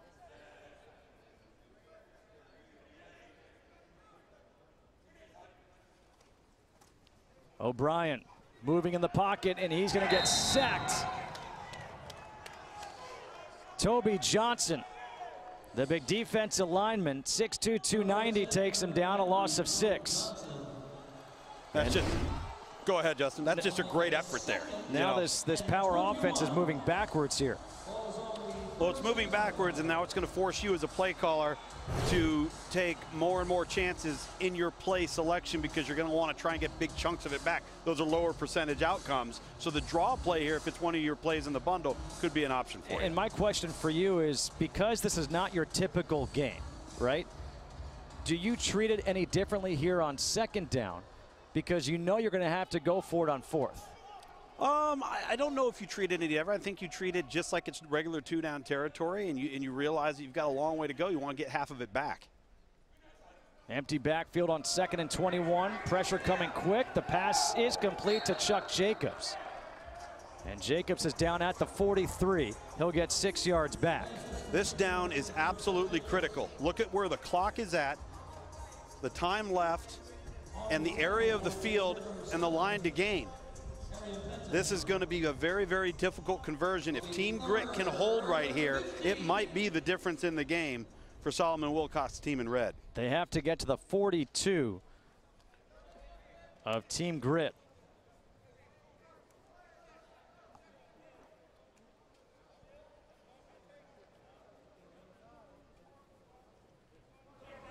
Merrill Hodge looking at his play sheet. That big boom you just heard, thunder in the area. Thunder and lightning. So. It is an electrical storm here. Well, this is going to be a good play call versus the right coverage. Let's see if Patrick O'Brien can execute it. O'Brien, he's got time. Throwing over the middle, and that ball is incomplete. The flag is thrown. Blake Mack, the intended receiver. And it's going to be pass interference. Leroy Alexander, Shaquille Pass Lewis. interference. Defense, number 22. The ball will be placed in the spot of the foul. Automatic first down. Huge play. Huge play and a really well thrown ball. Let's just take a look at it here on the replay. Oh, that is close. That looks like two guys just fighting for the football there. Well, it's now a monsoon out here. Good thing we've got coverage. We don't just let you call the plays here. We bring sound effects too, folks. We let you call the weather. So now it's 1st and 10 from the 35 of Team Grit with 3:13 to go and 2 timeouts remaining. Dennis D now is in the lead here in this 4th quarter at a score of 35.8. Second place is 34.4. Quarterback draw up the middle, and O'Brien will slide. And let's see if he is shy of the first down. He is. He's going to get 9 yards there on the carry. That's twice we've seen him go down too early and not go down forward, and he's cost his team several yards, and in that particular instance, an opportunity to get a fresh set of downs. But now you've got yourself in position here, I think, to take a shot. I would love to see this offense take a shot right here. Maybe some of those, all three of the plays have a bunch look, a bunch triangle formation with the wide receivers to the right. And that clock keeps on winding down. I'm not going to lie, it is an absolute Florida monsoon at this moment.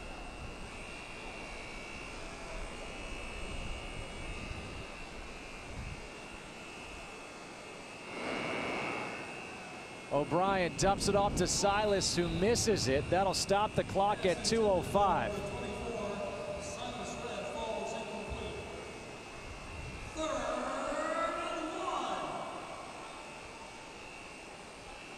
Well, they're going to close the doors right now that are behind the benches.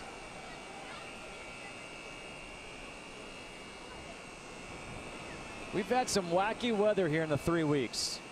We certainly have.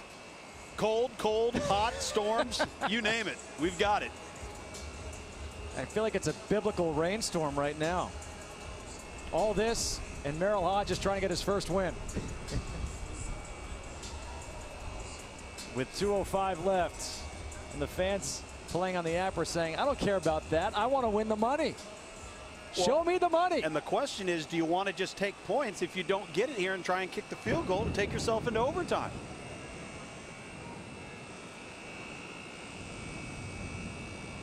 Hand off to Taylor, who gets hit. What a play in the backfield by Quincy Vassar. Wow.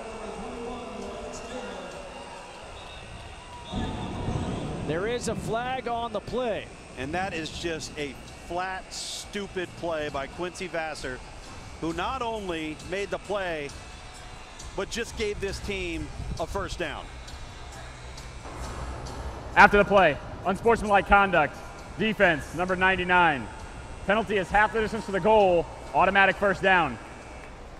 And that's one of those where you got to realize the situation and don't cost your team a game. I mean, that play right there not only cost you as play callers, but may have cost Team Grit the game, and changes now in a positive way for you as the play caller for Team Power. You've got all kinds of options here. And no offense, who are you taking your helmet off to show who you are? It's nuts.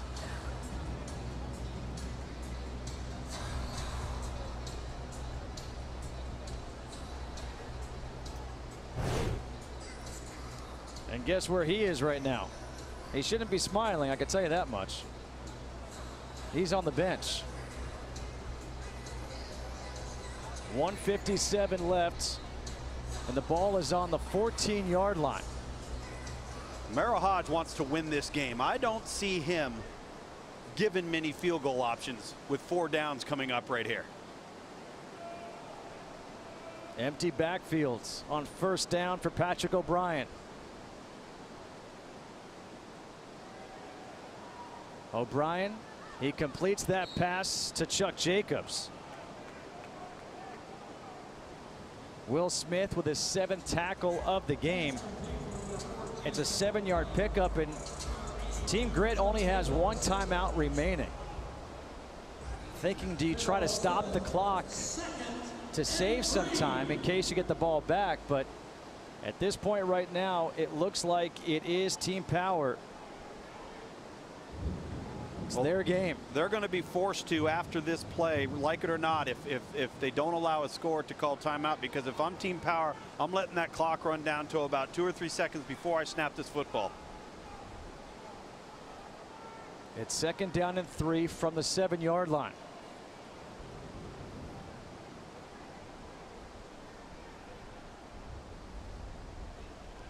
It's caught him in the backfield. That's their lead blocker. O'Brien was trying to get the first down. He's going to be short, stuffed at the line. Now's when you've got to call the timeout if you're Team Grit. As a play caller right now, just let Team Grit do what they want to do. Timeout's been taken by Team Power. Interesting. No need to take a timeout right there. You've got time. You can call. You can make multiple decisions there without stopping the clock. The clock will reset to 49 seconds. Solomon Wilcots has not tasted defeat yet in your call football. Well, right now he's got to be awfully frustrated with Quincy Vassar, who made a stupid boneheaded penalty that cost this team and this defense and has put Team Power in a position to potentially win this game. And a 1/10 of a difference between Erica H. and Hayden Y. for first and second place.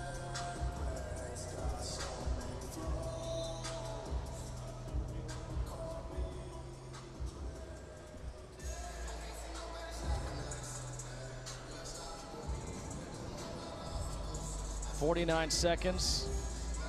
Team Power saying, can we lower the sound system? I want to hear what play I'm going to run.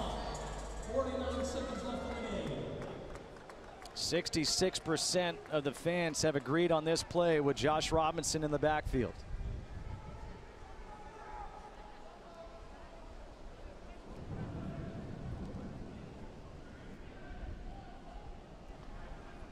O'Brien pumps.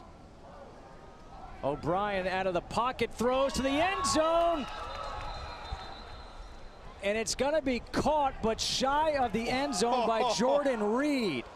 Wow. It's going to be first and goal, I believe, at the 1 yard line.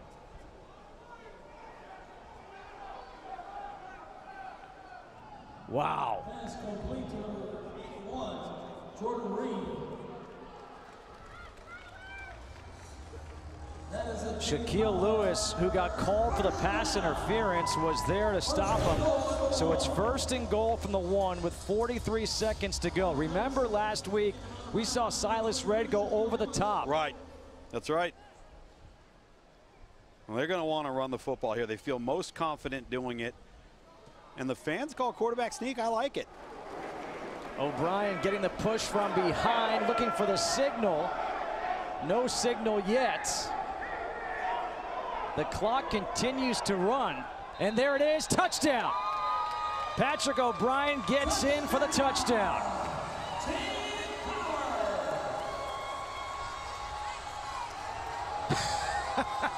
Silas Red just got clotheslined by Patrick O'Brien going for the celebration. There is a flag on the field.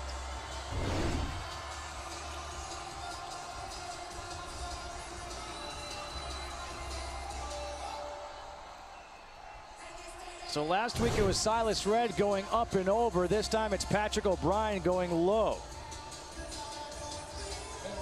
Team Power lead, 15-12. 12 plays, 65 yards. And right there is where he got in. I was going to say, as a fan, even if they didn't get a touchdown, you felt good about it because you got positive yards. There is still the flag on the field. The officials are talking this over. Watch this. Watch it.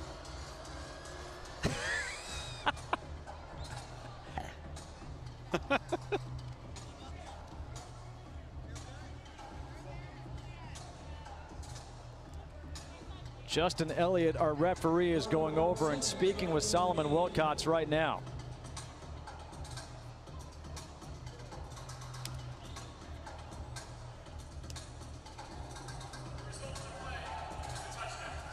After the play, unsportsmanlike conduct, offense, number 14. That 15-yard penalty will be enforced on the succeeding spot.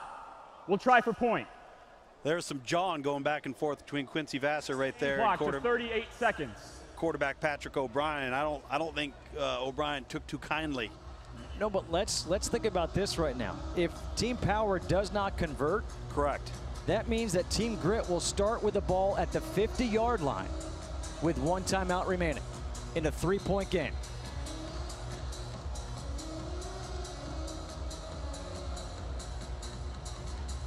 So while we criticized Quincy Vassar before, Patrick O'Brien has to be able to maintain his cool right there. Absolutely. And not have that 15-yard penalty. This play here is going to be critical.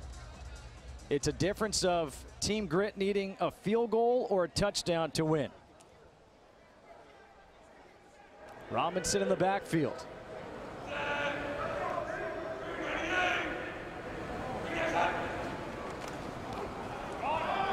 Back of the end zone. Tommy Streeter had his jersey held by C.J. Roberts, and they were looking for the penalty. No penalty. So now with 38 seconds to go, it's a 3-point game, and Team Grit will start at the 50-yard line. And we've got a tie for first in this quarter between Hayden Y and Rondo 55. A little jostling back and forth. The ball's not catchable, and if that ball is thrown up with a little bit more air, where you give the 6'5" Tommy Streeter some time to adjust to the football and find the ball, there's a much better likelihood that you're going to have a reception there. That just wasn't the ideal throw or trajectory.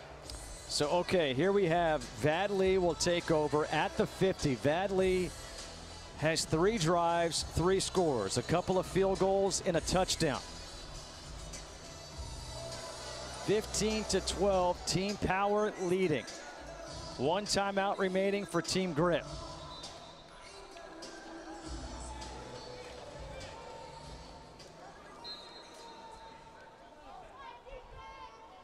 Briante Dunn is the running back. Free play, and now they're going to whistle it dead. And Willie Mays hit the quarterback Vadley, but you could see he was trying to pull up at the last second. It was a late whistle to blow the clock, blow the play dead. A little surprised they blew this dead. Yeah. I didn't see anybody on offense move. This should have been a free play for the offense. Neutral zone infraction. Defense, number 54. 5-yard penalty, first down. There was nobody unabated to the quarterback. Right. That was interesting to me. So now you start at the 45-yard line. Still 1 timeout remaining. 1st and 5. 3rd offside called against Team Power in this game.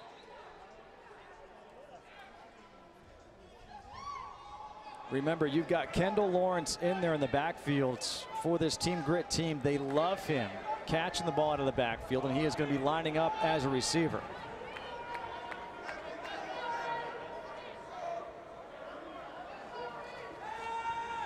Vadley throwing deep over the middle, and it's caught by the tight end, Kent Taylor. And a timeout is called here by Team Grits. Makes the catch at the 20, a 25-yard completion.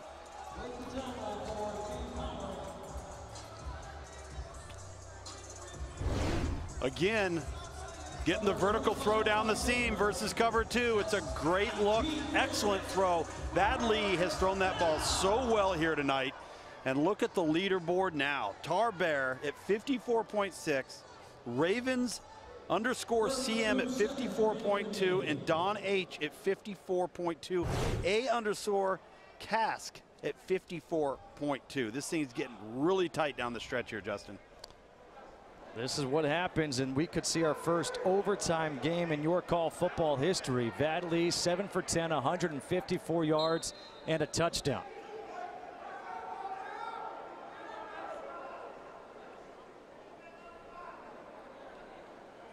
If you were with us coming out of halftime, and we're not there yet, but if we get down into the red area and you see the pop pass come up, remember what Coach Solomon Wilcox said coming out of the locker room in the 3rd quarter. If we get in the red area, we got to look at that play coming. Lee, pressure coming. He does get rid of it, but it's incomplete for Lawrence. And Kendall Lawrence was hobbling just a bit at the end of that. I'm not sure what Vadley was asking for right there. The pressure was coming. Was there a late hit against him, a roughing the passer? I didn't think so. I thought he was getting hit right as he was delivering the football. Let's watch here. Well, they don't block the A gap. That's a gap right to the right of the center. And there's nothing illegal with that play. I don't know what Vadley's clamoring for there. 28 seconds to go. 56.6 to 56.2 right now.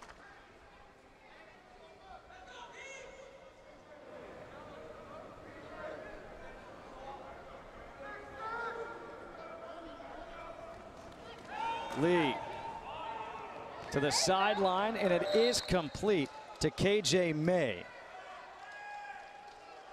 Khalid Wooten with the tackle.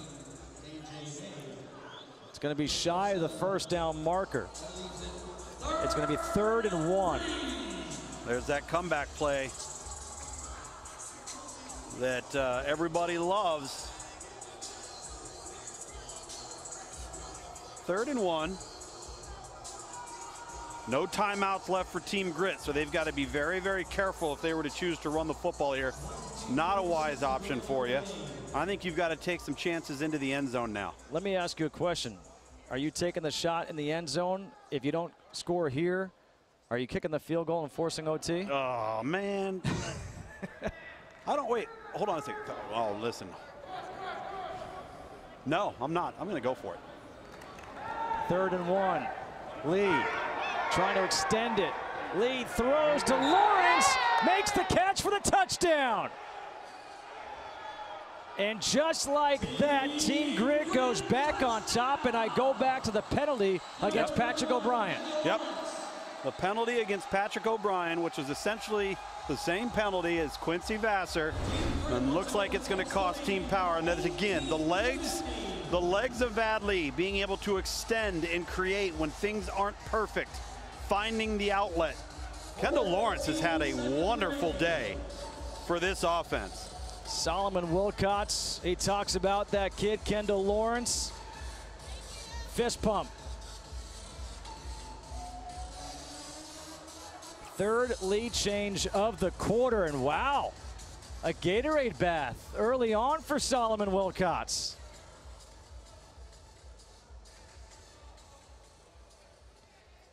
So now the 2-point try here for Team Grit. I like the play call by the fans right here. I think this has a chance. Lee in trouble. He's going to go down, get sacked.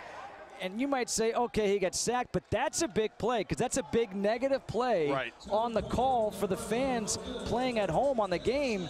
All of a sudden, there could be a swing as far as who takes the lead. And again, back to execution. The back lined up on the wrong side of the formation. There should have been a play fake to the back underneath because the back was supposed to go into the flat, and that's not what happened there. So again, you might make the play call, and it's a good call, but if there's a blown assignment and a lack of execution, it can backfire on you.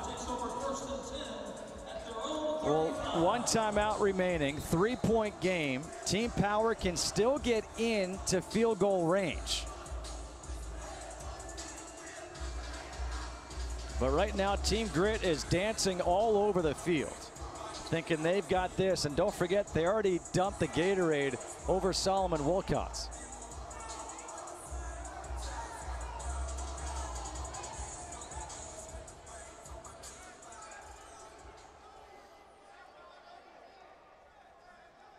Well, they've called the play you love, Lukes. Kind of have to here, and it's versus cover 2, so you get the look that you want. O'Brien in trouble. He fumbles. Still loose, and now it's picked up finally. That was picked up by Khalil Hunter. And they're going to put it back at the 35.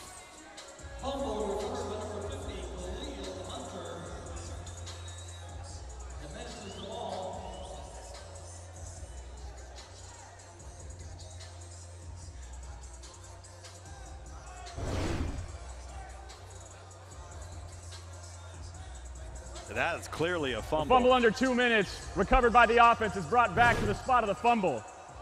Timeout, Power, their final timeout. So my question is, are they going to leave 1 second on the clock?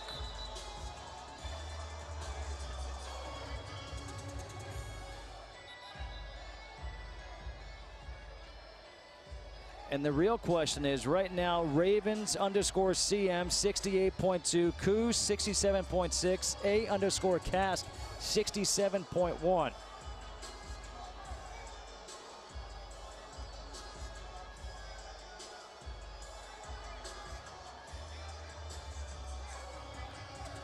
The ball goes back to the spot of the fumble.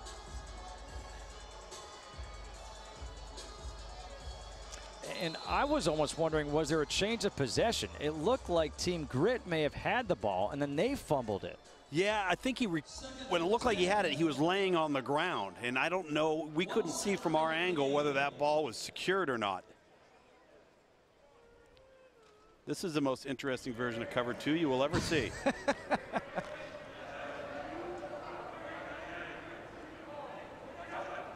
Well, this is the game unless there's a penalty. O'Brien rolls out to his right. And that will do it. Team Grit makes the comeback thanks to that costly penalty by Patrick O'Brien. Solomon Wilcots moves to 3-0. And a demoralizing loss for Team Power.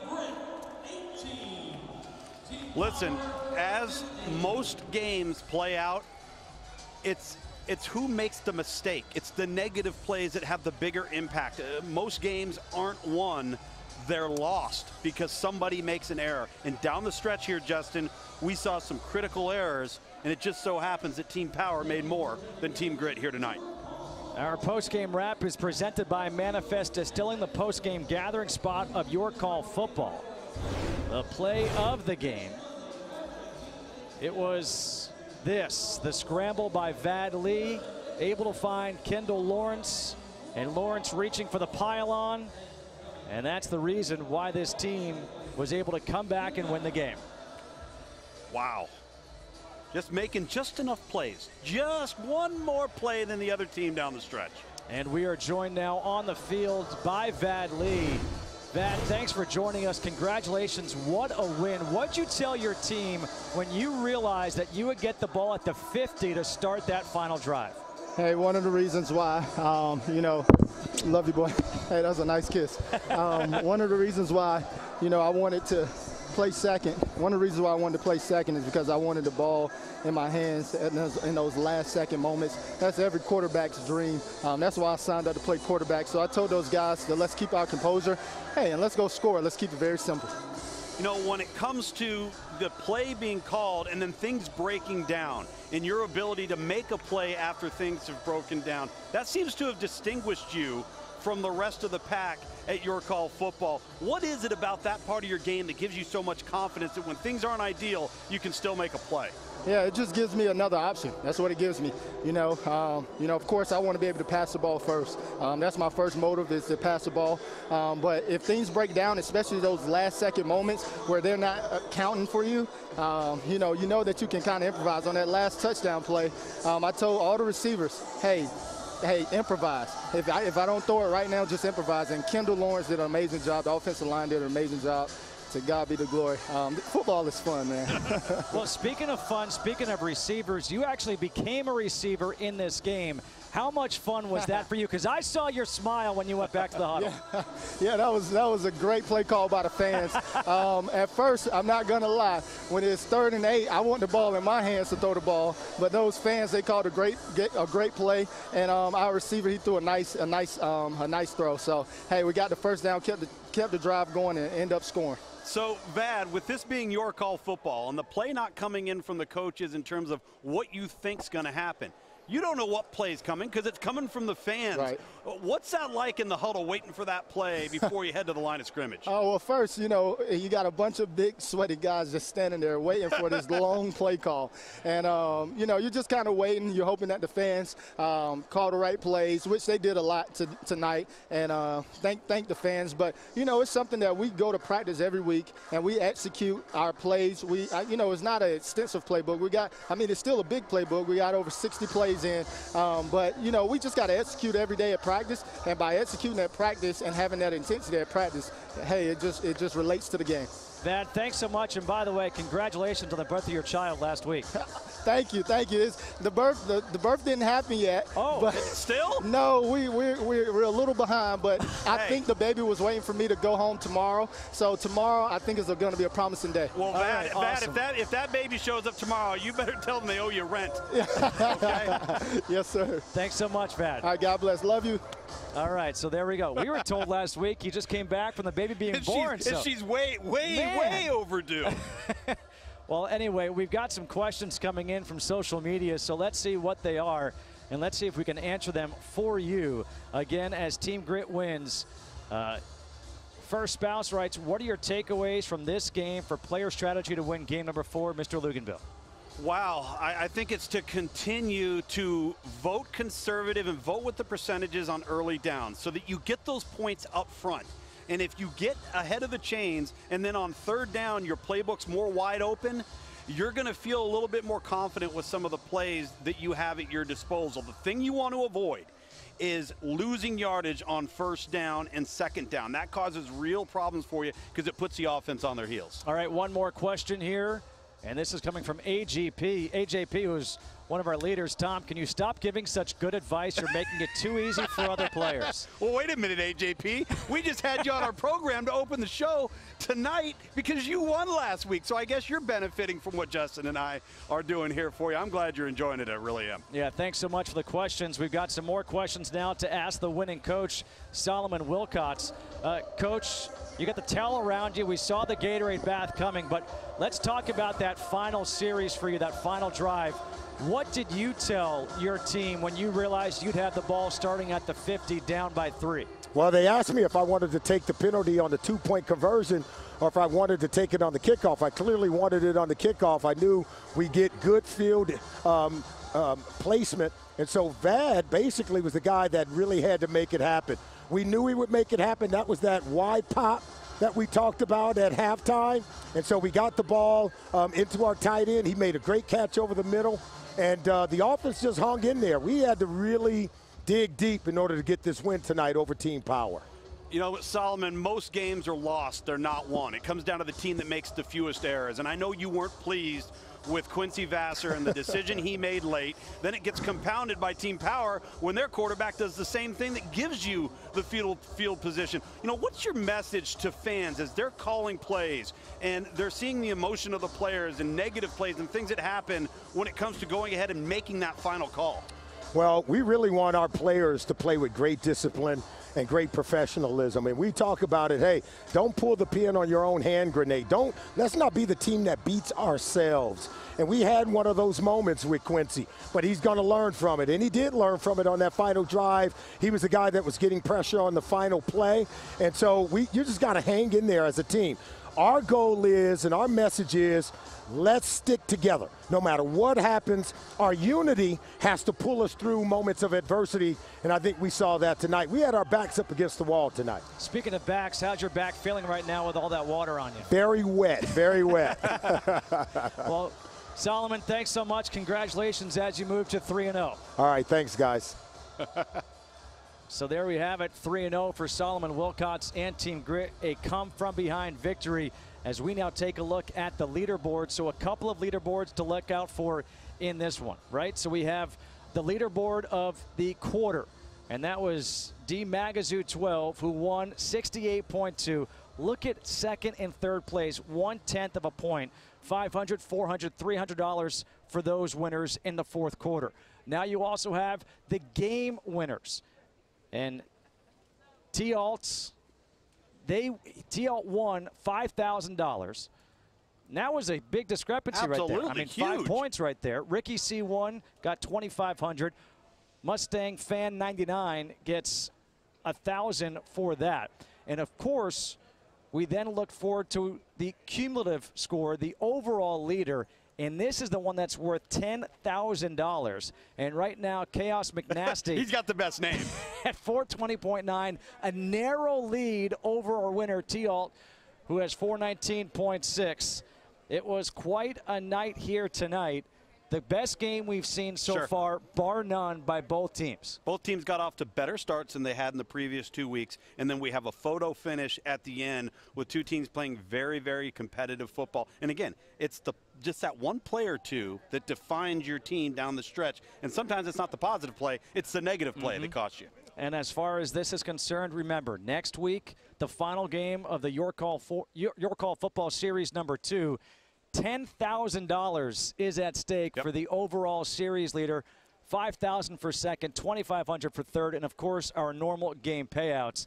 it should be a lot of fun to wrap things up. Yeah, and I think these teams know each other so well that it's going to be coming down to even more of the little things because they understand each other. They know the personnel advantages and the weaknesses and every little nuance about each team. So it's truly going to be a game of inches in week 4 as we close out the season. And stop giving such good advice. All right, then I'm just not going to show up next week, or I'll press my talkback button and just talk to the truck the whole time. There you have it. That'll do it here for game number 3 of Your Call Football Series. Hope you've enjoyed this one. Can't wait to next week. Same time, same place.